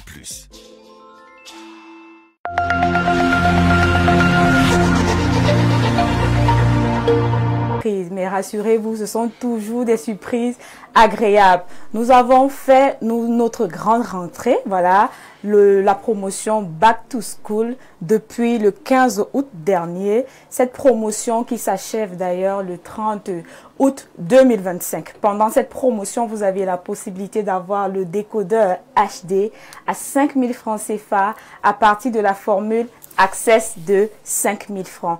Voilà, vous avez également le décodeur connecté qui coûtait autrefois 20 000 francs, qui aujourd'hui coûte 10 000 francs CFA à partir de la formule Tout Canal, donc le nouveau Tout Canal, cette nouvelle formule Tout Canal qui inclut l'option Netflix et l'option DSTV. Donc, à côté de ça, parfait, pour tous ceux-là qui sont déjà abonnés, nous ne les avons pas oubliés. Tout à fait. Il faut tout simplement se réabonner à cette formule et voilà, vous bénéficiez de 7 jours à votre formule supérieure. Donc, voilà. Alors, Rosine, qu'est-ce qu'on aura en programmation une fois qu'on s'est abonné ou alors qu'on s'est réabonné? Ouh là là, du côté de Canal+, nous avons une programmation alléchante qui vous attend. Déjà, c'est la grande rentrée des championnats. Voilà, vous avez la Liga, la Première Ligue, la Ligue 1, la Bundesliga qui ont repris le 15 dernier. Donc voilà, pour tous ceux-là qui sont amoureux de football, c'est le moment de rester scotché devant vos téléviseurs, devant votre décodeur, voilà, pour profiter pleinement de ces championnats qui sont déjà en cours chez Canal+. Vous avez d'ailleurs, concernant la Champions League, les matchs de barrage qui vont se jouer le 20 et le 27 août. Tout à fait. Voilà. Du côté, voilà, concernant les amoureux des cinémas, une panoplie de programmes de cinéma vous attend du côté de Canal+. Vous avez d'ailleurs le mois dédié à l'acteur Jean-Claude Van Damme sur Canal+ Action. Donc pour tous ceux-là qui sont fans de ce grand acteur, voilà, de cinéma, retrouvez ces programmes sur Canal+ Action. Abonnez et profitez de ces magnifiques programmes, c'est très simple. Vous avez la possibilité de vous réabonner à travers MTN ou Orange Money. Avec Orange Money, je vais vous donner le code, voilà, le dièse 150 étoile 411 dièse. Je répète, le dièse 150 étoile 411 dièse. Vous avez aussi le code, le short code MTN, étoile 126, étoile 4 dièse, étoile 126, étoile 4 dièse. Réabonnez-vous également, voilà, chez nos distributeurs agréés. Vous avez aussi nos stores sur toute l'étendue du territoire. N'oublions pas notre page Facebook Canal Plus Cameroun. Et pour plus d'informations, je vais vous passer le contact de notre service client qui est le 85 56. On peut reprendre? Voilà, le contact de notre service client Canal Plus pour toute préoccupation, c'est le 85 56. Rosine, parfait. Info TV et surtout Espace Minet vous disent merci. C'est Canal Plus qui vous remercie. À très prochainement. Merci.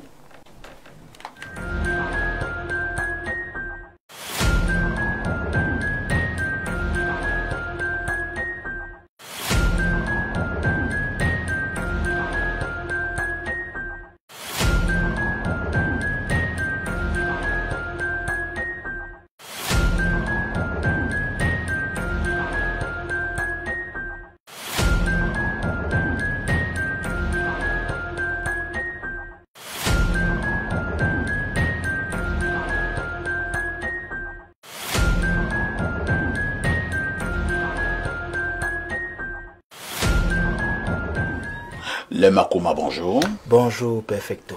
Avec vous, nous parlons toujours de santé, parce que lorsque nous ne sommes pas en santé, c'est un véritable problème.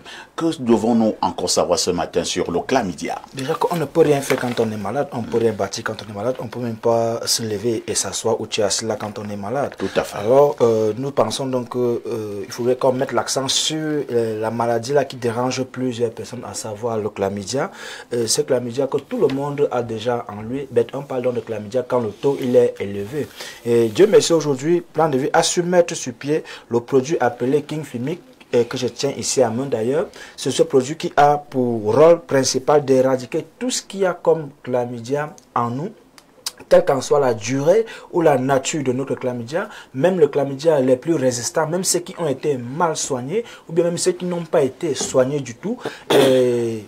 Le produit King Fimic vient donc répondre à ces différentes personnes-là de manière efficace et de manière efficiente.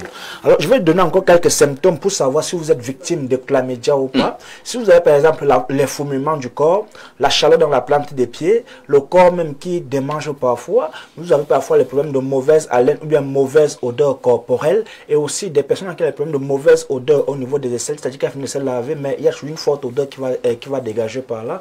Il y a aussi des personnes qui ont des problèmes de mauvaise odeur au niveau de l'appareil génital, que ce soit l'homme ou bien la femme, et même les écoulements de sexe. Parce que quand on parle d'écoulements de sexe, on a toujours tendance à croire que ça concerne uniquement la femme, que non. Même les hommes ont aussi les écoulements de sexe. Parfois, ils vont constater qu'en journée, leur culotte a toujours ont toujours des taches là au niveau de l'appareil génital. C'est légèrement mouillé. Oui, c'est légèrement mouillé. Quand il va même alors qu'il n'a pas fait pipi. Il n'a même pas fait pipi. Quand il va même se soulager, il va constater qu'il y a toujours des sécrétions blanchâtres là qui vont sortir quand il encaisse mettre à l'aise. Parfois même quand il finit de pisser, il va constater qu'après avoir fini de pisser, il y a un liquide ça soigne un peu. Oui, non, il y a un liquide petit gluant qui va sortir là. Alors ce sont là les écoulements de sexe. Et le King Fimic, lui, vient donc maintenant résoudre ça. Il faudrait dire que là, ce sont des symptômes de maladie à ne pas confondre avec des maladies en elles-mêmes. Le King Fimic, il ne traite pas que le chlamydia, il traite aussi la syphilis, l'herpès génital ou bien l'herpès buccal, et même les personnes qui ont des problèmes de chancre mou, staphylocoque, gonococcie. Le King Fimic, 24 la solution, apporte des solutions à ces différentes personnes. Même les couples qui n'arrivent pas à concevoir ou à procréer, les hommes qui ont les problèmes d'azospermie ou bien d'oligospermie, parce que le King Fimic, lui, il détruit les germes et les bactéries qui sont responsables de la mauvaise qualité et de la mauvaise quantité de sperme chez l'homme. Parfait, si tu me le permets, je vais vous présenter cela, le King Tapé. Pour les hommes oui, King Tapé, comme son nom l'indique d'ailleurs, pour des hommes là qui ont des problèmes de troubles érectiles. J'aime, tu le dis, c'est pas un produit aphrodisiaque, c'est un traitement. Pour les hommes là qui n'arrivent pas, qui ne bandent pas dur, les hommes là qui ont des problèmes de reprise lente, c'est-à-dire qu'une fois qu'il a éjaculé, pour que ça redemande encore, il faut attendre peut-être 2 heures ou bien 3 heures, ou voire même le lendemain, ou bien même le surlendemain. Pour donc, quand il a fini, ça meurt d'abord. Ça finit d'abord très rapidement. On l'enterre. Oui, c'est-à-dire que le lendemain, pas encore se réveiller. Peut-être. Donc là, ce n'est même pas très sûr. Alors, avec le produit King Tapé, cher monsieur, vous n'aurez plus ces différents problèmes liés aux troubles érectiles.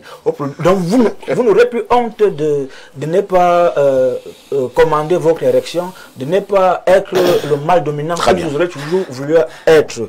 Et si tu me permets, parfait, le produit OpenSex, lui... le fameux OpenSex. Le fameux OpenSex, oui. Lui, il est toujours disponible. Ce produit-là qui permet donc d'augmenter la taille et le volume de l'appareil génital chez les personnes là qui ont un petit appareil génital de manière naturelle. Et ceci, c'est sans effet secondaire. Nous avons 3 formats sur le marché. Il y a le grand format qui augmente entre 4 et 6 centimes d'augmentation. Il y a le moyen format qui augmente entre 2 et 4 centimes d'augmentation. Et le grand format qui augmente entre 4 et 6 centimes d'augmentation. Le moyen entre 2 et 4 et le petit qui augmente entre 1 et 2. C'est tout le monde qui peut consommer le produit OpenSex, même les personnes de 95 ans, 90 ans, 60 ans, 50 ans, 40 ans, et qui ils estiment que leur appareil génital n'est pas à leur convenance. Le produit OpenSex vient répondre de manière efficace et de manière naturelle, et ceci c'est sans effet secondaire. Alors n'hésitez pas à nous contacter sur les numéros qui s'affichent au bas de l'écran. Voilà, nous sommes à la Cité des Palmiers. Yaoundé, nous sommes Douala, nous sommes à la Cité des Palmiers, derrière le lycée. Yaoundé, nous sommes situés au quartier Kolondongo, à l'immeuble Baïga Center, face maison du parti. Nous sommes au rez-de-chaussée. Merci Lema Kouma pour toutes ces informations concernant donc notre santé. On se dit à très prochainement. Dès que tu m'invites, je vais venir. À tout de suite pour la suite.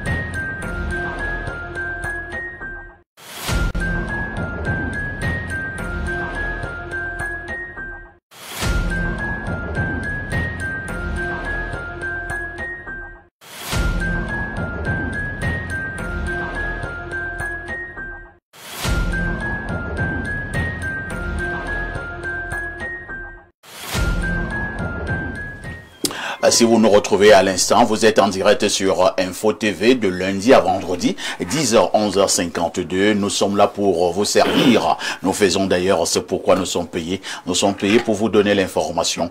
Rien que l'information, mais alors toute l'information. Nous sommes mardi, nous parlons de l'entrepreneuriat. Une question importante, une question fondamentale, une question essentielle. Comment trouver l'emploi après ses études? Je vous passe d'abord la parole, comme d'habitude d'ailleurs, Youssef Zambo, pour nous planter le décor. Alors, parfois ici, je crois que cette question est très essentielle. Donc, on dédie ce thème à la jeunesse camerounaise et africaine. Alors, il y a beaucoup d'ensembles, beaucoup d'éléments qui entrent en compte pour choisir déjà sa profession ou pour trouver même déjà le travail après ses études. Il y a ce que nous appelons ici le projet d'études. Parce qu'en réalité, on cherche le travail à partir de ses compétences, à partir de son savoir-faire. Donc en réalité, le projet pour l'étude aujourd'hui, quand tu fais tes études, il faut avoir une orientation professionnelle bien établie. Parce qu'en réalité, on fait des études en médecine pour devenir médecin. On fait des études en maçonnerie pour devenir maçon. Donc c'est un peu difficile de faire des études comme ça et de se retrouver en train de chercher de l'emploi dans tous les domaines. C'est la raison pour laquelle on a beaucoup de jeunes aujourd'hui qui font des recherches d'emploi et disent je suis disponible à tout faire. Or, en réalité, il faut avoir des compétences liées à un secteur d'activité très précis en relation avec tes études. Et maintenant, ton projet professionnel, c'est un projet où en réalité, tu te dis voilà les études que j'ai menées et voilà la technique à laquelle je vais employer pour arriver à mon aboutissement professionnel. Je veux devenir avocat et pour le devenir, je dois faire des études de droit, je dois. Il faut que des choses soient d'une manière très corollaire. Maintenant, par la suite, essentiellement, il y a le réseautage professionnel. Quand vous cherchez un emploi, il faut toujours participer à des séminaires, à des événements. Enfin, il faut assister à des événements qui entourent des professionnels. Et de là, trouver des stratégies pour faire valoir votre savoir-faire. Parce qu'en réalité, si tu es maçon et qu'on dit qu'il y a un séminaire des maçons, il faut que tu sois capable d'une manière ou d'une autre de dire ce que tu sais faire. Et à partir de là, tu peux avoir la chance d'avoir des contacts, des numéros, des personnes qui peuvent te prendre comme employé. Et de l'autre côté, il est important de continuer de faire de la formation. Parce qu'en réalité, les études qu'on a menées en 2005, en tant qu'ingénieur, par exemple, dans un domaine, en 2025, la compétence n'est plus la même. Donc, il est important de toujours continuer à se former, à valoriser son savoir-faire, à savoir vendre ce qu'on sait faire. Maintenant, après, il y a d'autres étapes qu'on va développer. Savoir faire son CV, ça c'est encore autre chose, parce que pour demander un emploi, il faut pouvoir vendre ce que tu sais faire. Et on ne met pas tout dans le CV. Le CV est fait en fonction de l'entreprise qui te recrute. Sinon, ça serait compliqué. On va développer au cours de l'émission. Je pense que on reviendra dans le cadre d'un mardi entrepreneuriat pour parler un peu des CV. Oui. Donc le CV, c'est quoi le CV? Comment constituer un CV? Comment rendre un CV attrayant? Le CV qui veut dire tout simplement curriculum vitae. Si on dit seulement CV, CV, tu demandes à un enfant de terminale, c'est quoi CV?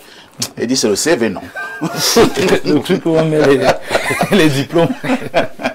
Alors, Ibrahim, et on parlera donc, un autre jour, on parlera du CV, oui. On parlera de la demande d'emploi, comment rédiger une demande d'emploi. Et il y aura également la lettre de motivation. La lettre de motivation, ces éléments importants dans la recherche d'un emploi. Et l'entretien d'embauche. L'entretien d'embauche et tout cela. Bon, pour l'instant, la question de ce matin est celle de savoir comment trouver le travail après les études. Ibrahim, nous avons même des cas où vous avez connu des élèves et des étudiants très brillants. Il a obtenu le baccalauréat à 16 ans, il a obtenu une licence à 19 ans, il a obtenu un master à 22 ans, 21 ans, mais à un moment donné, il a de la peine à trouver un emploi. Parfait, ici, ça convoque ici le dilemme qu'il y a entre le savoir savant, c'est-à-dire les connaissances qu'on a apprises à l'école, et puis les connaissances ou les savoirs techniques dont les employés ou les employeurs ont réellement besoin. Tout à fait. Voyez-vous, on peut être très brillant dans la mathématique, hein, sauf que quand on arrive dans une entreprise, on ne te demande pas de définir le laplacien, de l'infini, sinus, cosinus, c'est pas ça qu'on va te demander là-bas.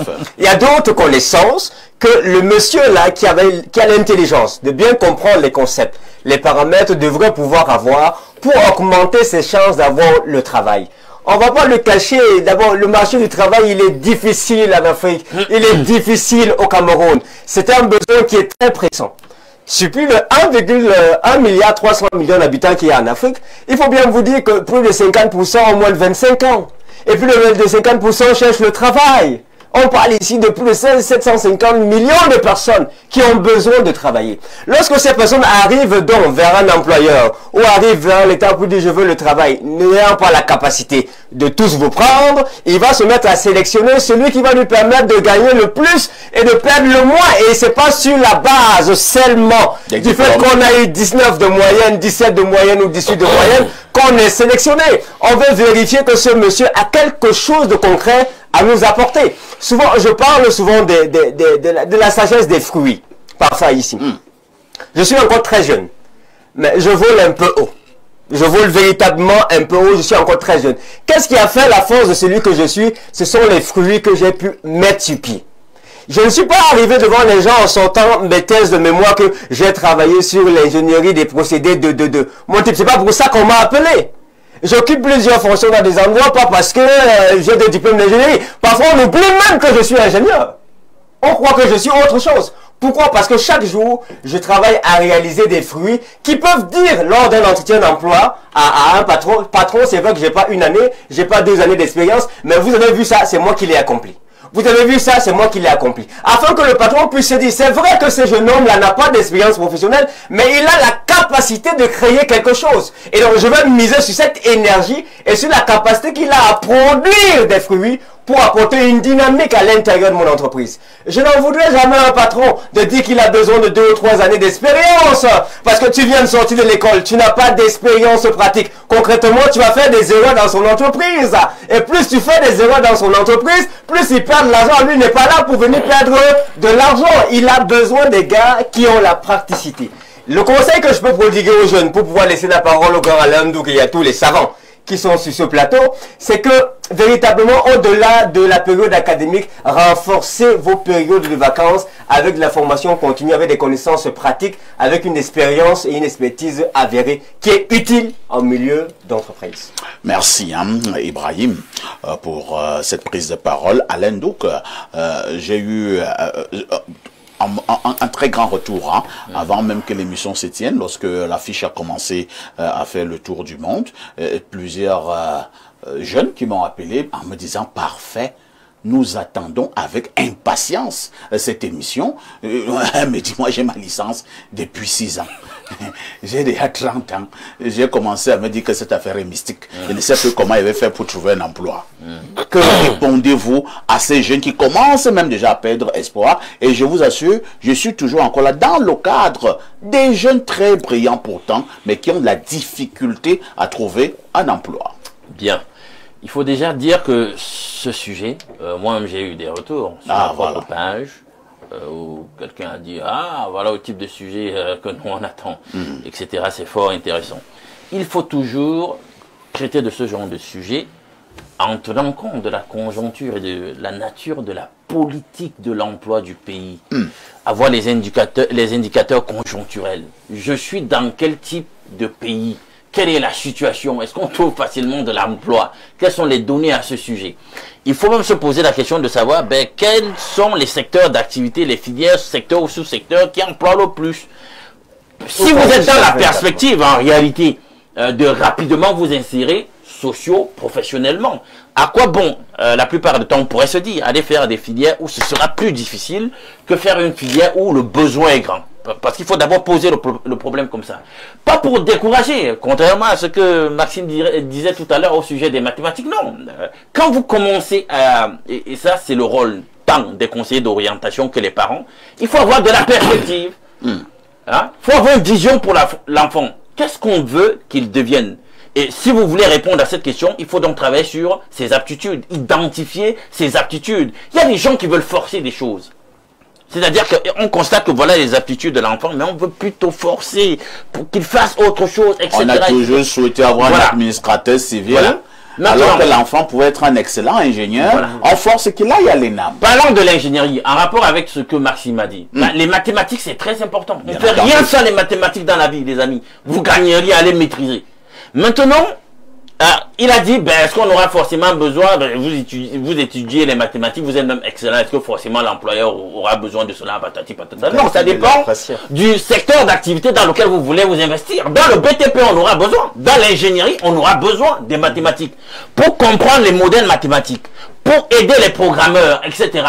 C'est ça, parce qu'il y a des calculs à faire. Donc, si vous étudiez les mathématiques pour aller dans ce sens, c'est fort intéressant. Mais si vous étudiez juste les mathématiques pour étudier, écoutez, excellez, mais peut-être faudrait donc voir comment vous allez pouvoir les enseigner par la suite.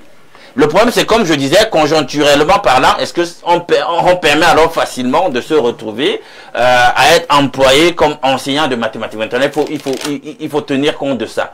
Mais en règle générale, parfait. Il faut travailler chez nous sur les compétences. Ça veut dire quoi? Oui, je sais faire quoi? Quelles sont mes facultés? Vous pourriez être en train d'étudier les sciences, je ne sais pas parce que les parents l'ont prescrit, mais vous avez une telle aisance à écrire, vous êtes un bon littérateur, bien que vous soyez dans une filière scientifique. Vous voyez que, bien que vous soyez en train de faire les sciences, vous pourriez optimiser sur le don, la faculté en question, et se dire, est-ce que je ne pourrais pas me retrouver dans l'édition, bien que je fasse autre chose? Parce que c'est ça des compétences. Vous serez en train de faire autre chose qui est liée à la science, mais même dans ce que vous faites, vous pourriez mettre donc cette facilité à l'écriture dans le domaine où vous êtes. Écrire des livres pour édifier des gens, etc. Parce que vous avez cette aisance. Très bien. Donc il faut identifier ses compétences, mais ce n'est pas facile dans notre contexte. Parce qu'on a priorisé le diplôme. Or, ce n'est qu'une présomption. Il faut être capable de se dire, voici ce que je sais faire. Et se donner les moyens de le faire. Parfait, pendant les vacances, essayons de déceler quels sont, outre le savoir, l'ivresse, les dons, les facultés des enfants, et essayer de travailler dessus. Il y a quelqu'un qui fera de brillantes études, mais parce qu'il a bien appris la musique et il a des dons, et par la suite, même après le bac, il décide même de laisser tomber cette histoire et il devient un très bon musicologue. Et il gagne sa vie avec. Ça, c'est un exemple. Il faut faire des stages en entreprise. Vous n'allez pas rester là, vous étudier seulement, vous n'allez pas vous confronter aux réalités du monde professionnel. Justement, ici, dans le cas d'Info TV, nous accueillons des stagiaires. Voilà, peut-être que d'aucuns viendront, ils ne sont même pas en train de faire la filière communication ou journalisme ou publicité, mais ils viennent déjà un tout petit peu parce qu'ils s'intéressent au journalisme, voir comment ça se passe, et tout de suite après, ils se trouvent des vocations et décident finalement. Et si aussi, ici par exemple, on commence à leur dire, tu as l'étoffe, tu as le truc pour le faire, et voilà comment une vocation se trouve aussi facilement, et peut-être une chance par la suite se donne. Parfois c'est comme ça, vous commencez avec des petits stages académiques qui peuvent finir en stage pré-emploi, je sais pas, quelque temps après. Vous donne des habiletés techniques. Voilà. Donc, Pierre Blériot Nyemek, est-ce que à un moment donné, dans un pays comme le Cameroun, nous ne devons pas aller progressivement vers ce que j'appelle ici le système anglo-saxon? Je vais être plus clair. J'ai appris que de ce côté, on raisonne en termes de « que sais-tu faire ?» et non « quel diplôme as-tu obtenu ?» Alors, parfait, ici, si j'avais les connaissances et les compétences que j'ai aujourd'hui, je n'aurais pas fait les choix que j'ai faits dans ma vie. Ah bon? Oui. Vous regrettez un peu? Non, j'observe simplement. Aujourd'hui, il m'arrive de trouver de l'emploi à quelqu'un. Ouais. Mais moi-même, j'ai longtemps cherché l'emploi. C'est vrai. Hein? Donc, j'ai donc une petite expérience. Vous ne commencez pas à chercher l'emploi quand vous avez fini d'obtenir les diplômes. Exact. Qui vous êtes va déterminer toute votre vie. Les relations que vous avez avec vos camarades de classe. Depuis le primaire, vos parents vous ont rendu un individu asocial. C'est-à-dire, on vient vous laisser à l'école et on vous dit que mange ton gâteau seul, ne donne à personne, ne parle pas avec les gens. Vous êtes en train de perdre l'emploi. Hein?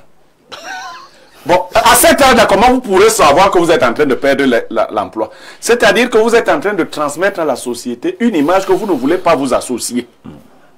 Vous voulez vivre dans votre coin. Peut-être que c'est le camarade de classe de 6e à qui vous refusez votre pain qui devient chef d'entreprise demain, ainsi de suite. Qui vous êtes dans les milieux où vous êtes? Quand vous êtes au lycée, le comportement qui est le vôtre, vous êtes celui-là qui crée les intrigues partout. Vous croyez que quand vous allez rencontrer vos camarades, ils vont vous faciliter l'emploi? Ils vont se rappeler que vous étiez le colporteur. Donc votre personnalité va jouer en premier lieu. Deuxième chose, qui sont vos parents? Parce qu'il y a beaucoup d'entre nous qui ont des parents totalement bouchés. C'est-à-dire que ton père ne sait rien du monde de l'emploi et il est ton référentiel. Il dit que faites telle filière, c'est ce que le fils de l'autre fait. La sociologie. J'ai entendu que la sociologie, c'est bien.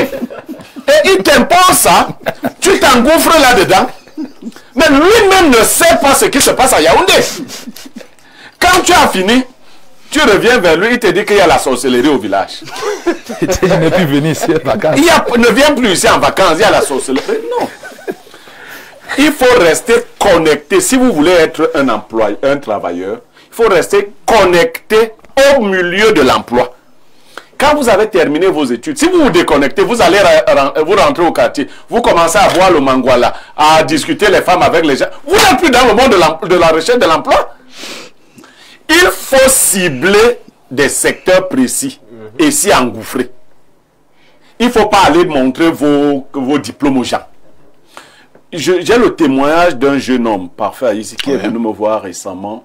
Il était encore il y a quelque temps mototaximan en Kouaban. Il m'a montré beaucoup de vidéos de moi. Il dit que non, je te suis. Il dit qu'il veut être mon chauffeur. J'ai dit non. Moi, je suis très bon chauffeur. Un mototaximan ne peut pas être mon chauffeur. Il faut le laisser. Ce monsieur me dit, est-ce que vous ne pouvez pas me laisser accompagner même votre femme au champ?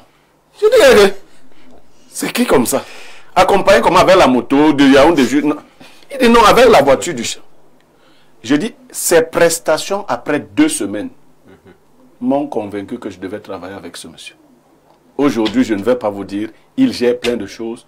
C'est un gars de l'Ouest, c'est pas pour vanter.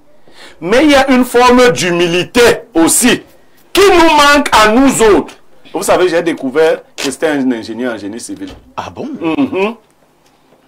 Il est entré par la petite porte pour vous dévoiler au fur et à mesure ses qualités.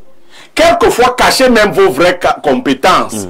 Permettez juste, qu'on vous permette juste d'entrer. Entrez même comme coursier, entrez comme plancton, entrez n'importe comment. Qu'on découvre à l'intérieur, que vous apportiez petitement votre expérience. Mais ça veut dire qu'il faut bien avoir du contenu. Il y a beaucoup d'élèves qui allaient à l'école pour valider les unités d'enseignement parfait ici. Ah, il faut savoir que ce sera donc difficile dans le monde de l'emploi. Est-ce que vous avez su maîtriser même une seule chose? C'est-à-dire que quand on vous appelle dans une entreprise, on dit, toi, tu peux nous servir à quoi? Dites que je sais rédiger les brefs. C'est déjà... Dites qu'est-ce que tu sais? Tu peux nous servir à quoi? Ouais. C'est bien. Mais attendez, vous-même, vous savez que... Bon, il faut qu'on ait pitié de vous, que ce soit l'entreprise de votre oncle, pour qu'on vous prenne là. Et même vous allez déranger les autres parce que vous ne savez rien faire. Donc, il faut se mettre à maîtriser au moins une chose. Il faut diversifier ses compétences. Moi, un jeune, par exemple, qui ne sait pas conduire la voiture, je le dis à l'intention de tous ceux qui ne savent, tu es un maudit. Ouais. Je dis ça comme ça brutalement. N'attends pas d'avoir la voiture à disposition. Ouais. Il y a des choses qui bloquent le cerveau. C'est-à-dire que quelqu'un se comporte comme si on l'avait attaché au village. Très bien. Est-ce que tu sais conduire la voiture? J'avais la voiture. Je devais apprendre à conduire la voiture où? Ah ben d'accord. Si tu crois qu'il faut tout avoir pour développer des compétences, tu te bloques. Tu peux aller être chauffeur d'un monsieur. Il constate pendant que tu le conduis que non mais ce monsieur est un génie. Et le chauffeur qui vous accompagnait au travail, un matin vous venez dire à vos collaborateurs que ce monsieur est désormais le directeur des rédactions ici. On dit comment on dit comment, attends, ce monsieur... Est-ce que tu connais sa plume? Est-ce que tu connais sa plume, le type qui conduit là? Mais il est entré comme chauffeur. Donc il y a toute une...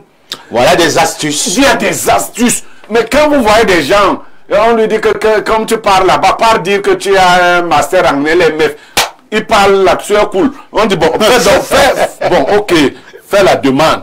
Il déchire 4 papiers avec la sueur. Mon frère, on n'a pas beaucoup de formes ici. Retire-toi. Et tu as perdu la voix. Mais ça va, non? Merci, Blériot. Parlant justement de conduire les véhicules, je prends mon cas. Moi, j'ai appris à conduire quand j'étais à l'université. Naturellement, je ne savais même pas comment faire pour avoir une voiture. Est-ce que ton père était riche? Non, pas du tout. Alors, tu as attendu. Moi, mon père n'a jamais eu la voiture. Il était chauffeur de son commissaire divisionnaire. J'allais attendre. J'ai appris à conduire à Borada. Voilà. Donc, moi, j'ai appris à conduire. J'étais à l'université.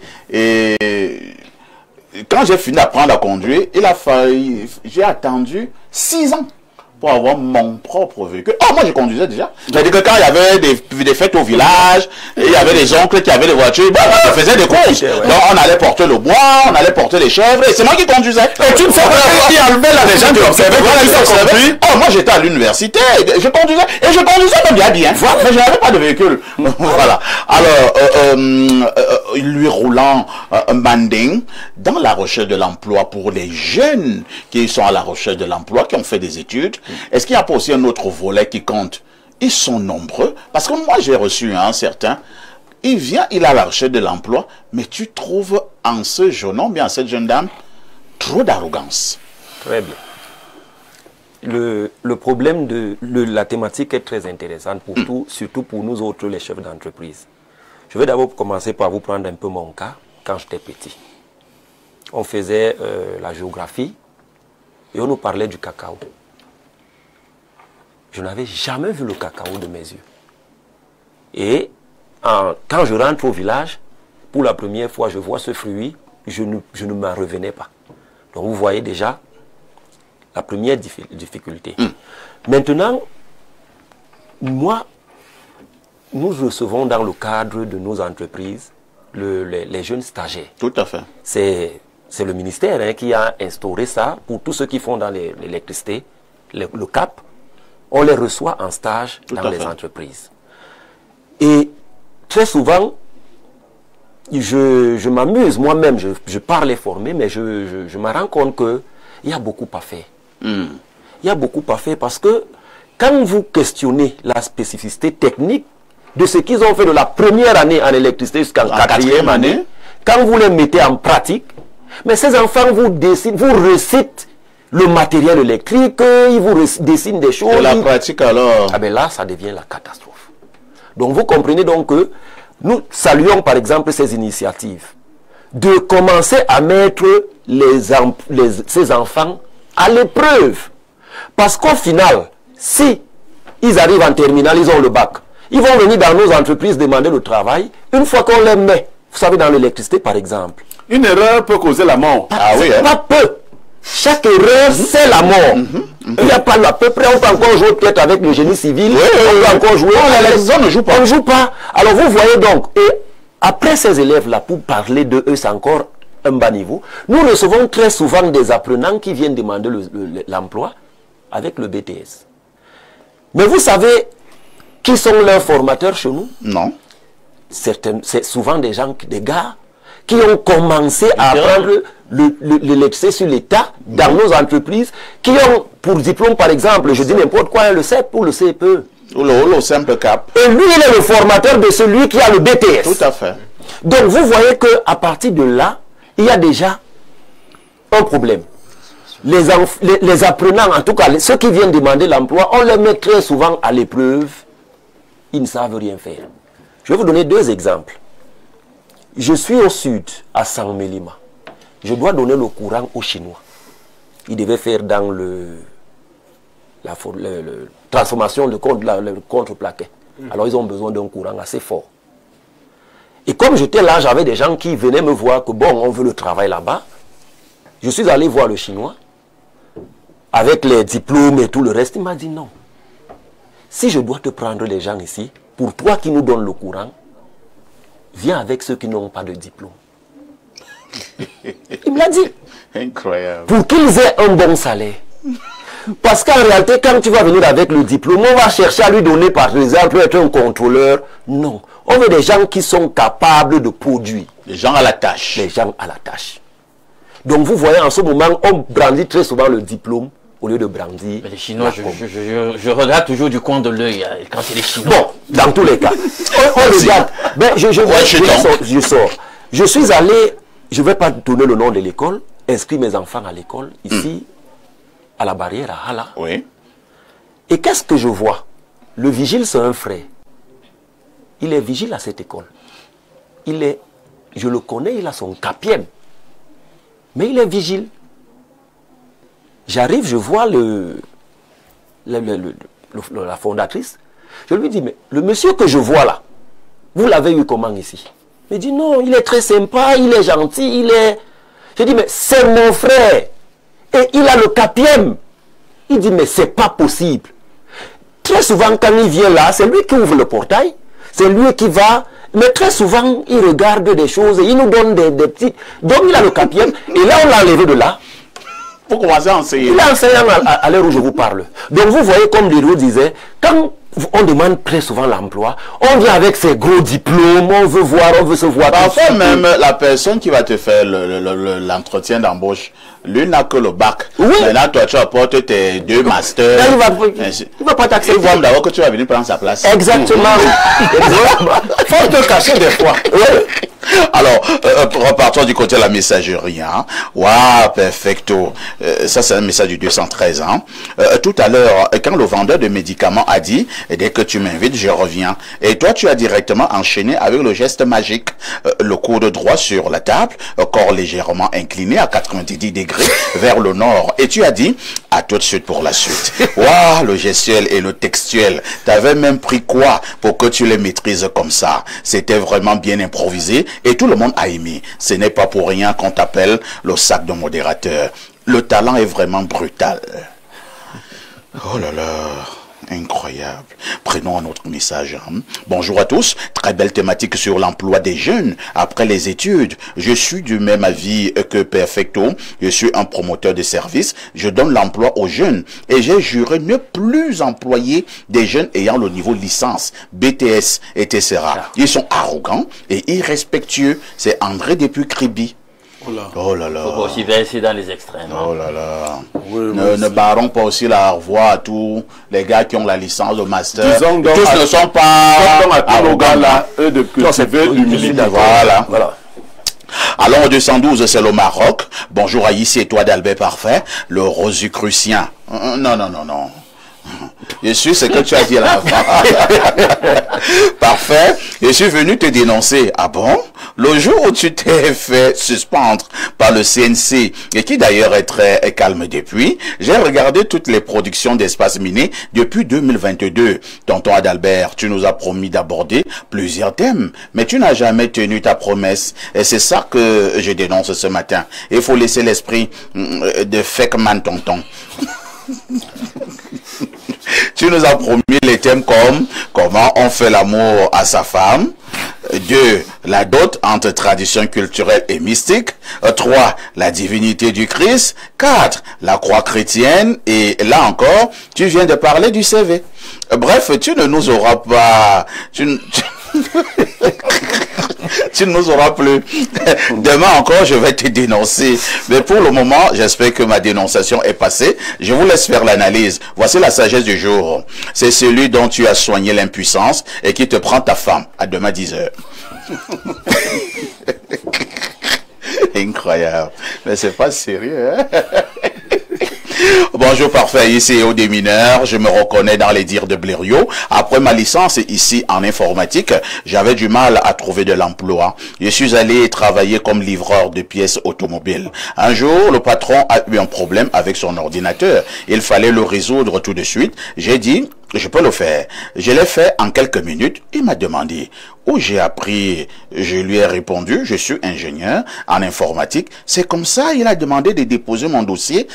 La responsable doit l'étudier. Aujourd'hui, je suis employé dans cette structure et je suis passé de 1500 € brut à 4000. C'est Yvan depuis Clèves, en Allemagne. Voilà. Est-ce que vous voyez la leçon qu'il y a dans cette affaire? Incroyable. Vous pensez que s'il était venu déposer son dossier comme ingénieur en informatique, on allait prendre ça? Pas du tout. Non. On repart du côté de la France, le plus 33. Comment peut-on réellement trouver du travail après ses études dans un pays où la corruption gangrène tout le système? Bon, mais les gens travaillent, non? Vous êtes sûr. Il y a la corruption dans ce pays, mais les gens travaillent. Les gens travaillent. Au Cameroun, les lois sont bafouées. Quand on dépose un dossier, on vous demande qui est votre parent. Mais les gens travaillent, non? Et maintenant, quand on met à l'épreuve, on pouffe. Celle qui dit ça, quand on met à l'épreuve... Ça, tu demandes quel est ton parent. Moi, mon parent s'appelait Monsieur André... Libye. Hein? Le père de Libye Thomas. André Bacan. Le père de Libye Thomas. Moi, je dis que c'était Monsieur Bacan. C'était un militaire, père son âme. Non, c'est lui qui était mon parent à l'église de Jean Melen. Voilà. C'était mon parent. Vous voulez quel genre de parent encore? Les parents, là, on les a baptisés là. En tout cas, fais ton humour.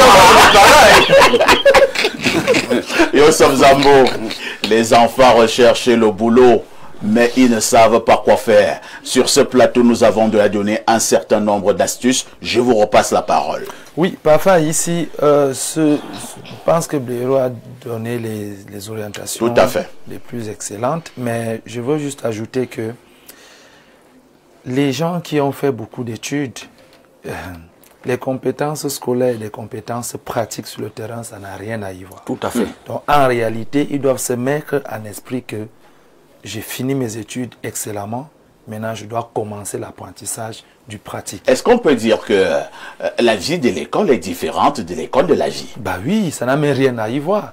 Il y a la plupart des entreprises aujourd'hui, lorsque tu es recruté, aussi haut que ton diplôme soit, il y a une phase d'apprentissage. Il te reste 30 secondes. Parce qu'en réalité, tu ne peux pas venir dans une entreprise aujourd'hui, et aujourd'hui, tu es déjà capable de faire des choses incroyables.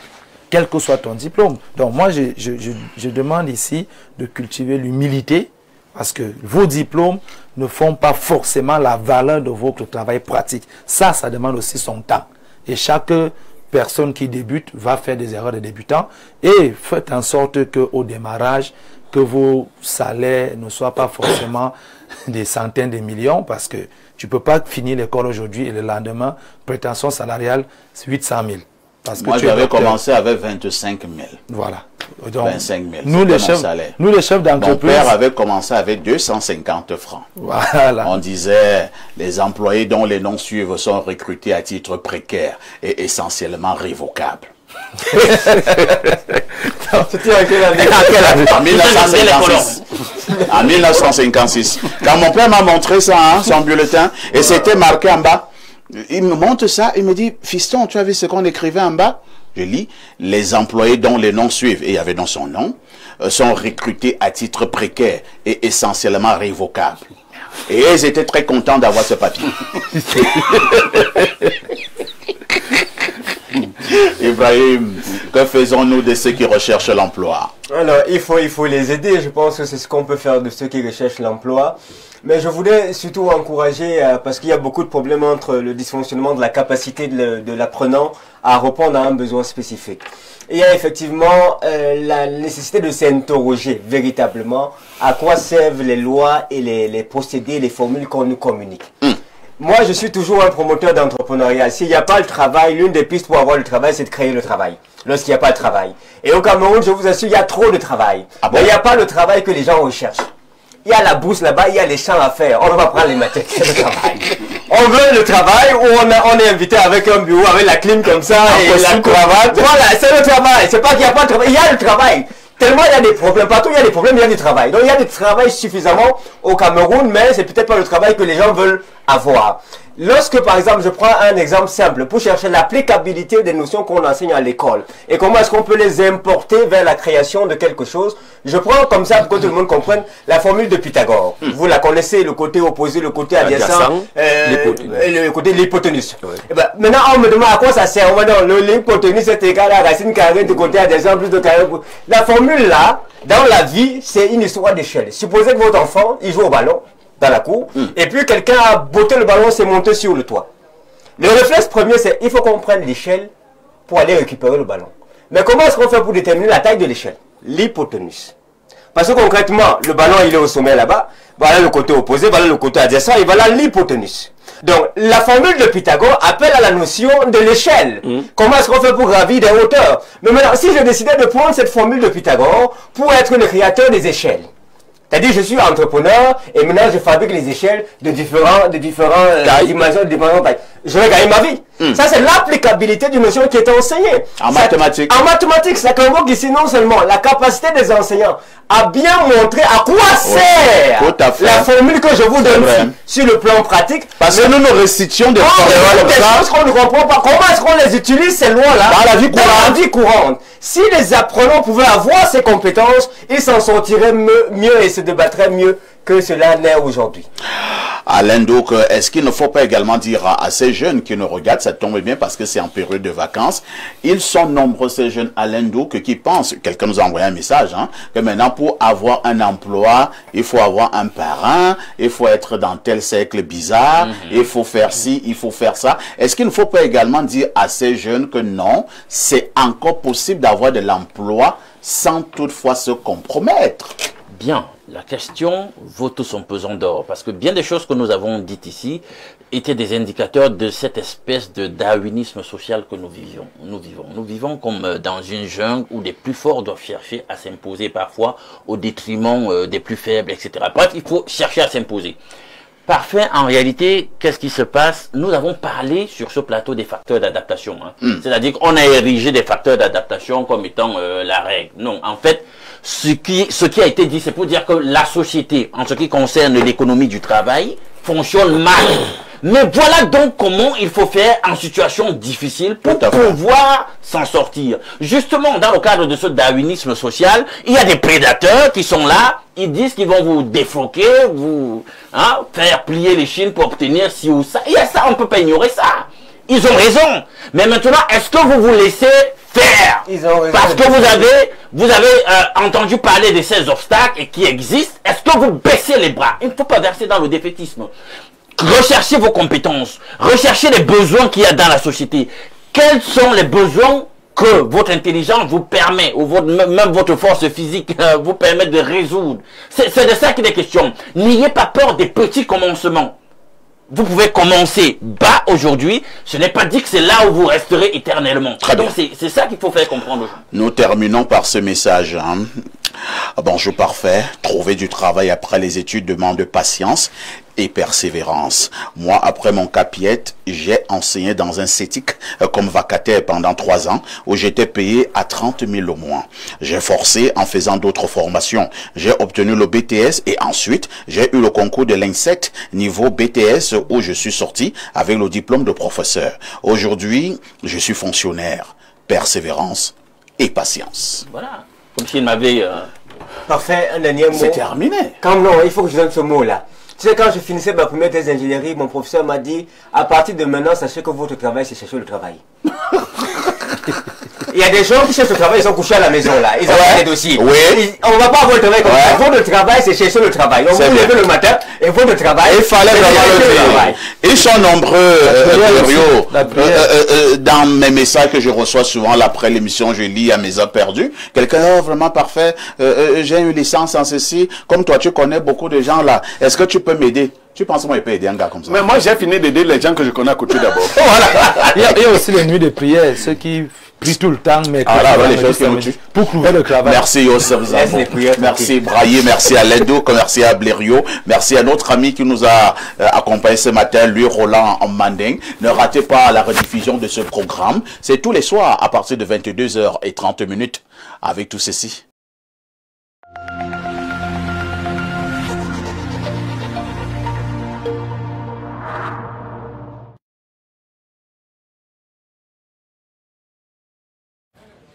Attendez, j'ai une nouvelle idée.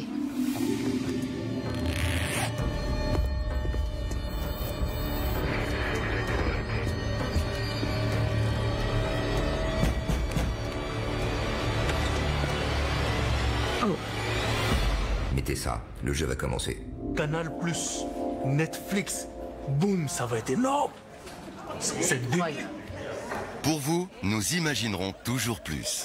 Maintenant, profitez de tout Netflix, inclus dans votre nouvelle formule Tout Canal+.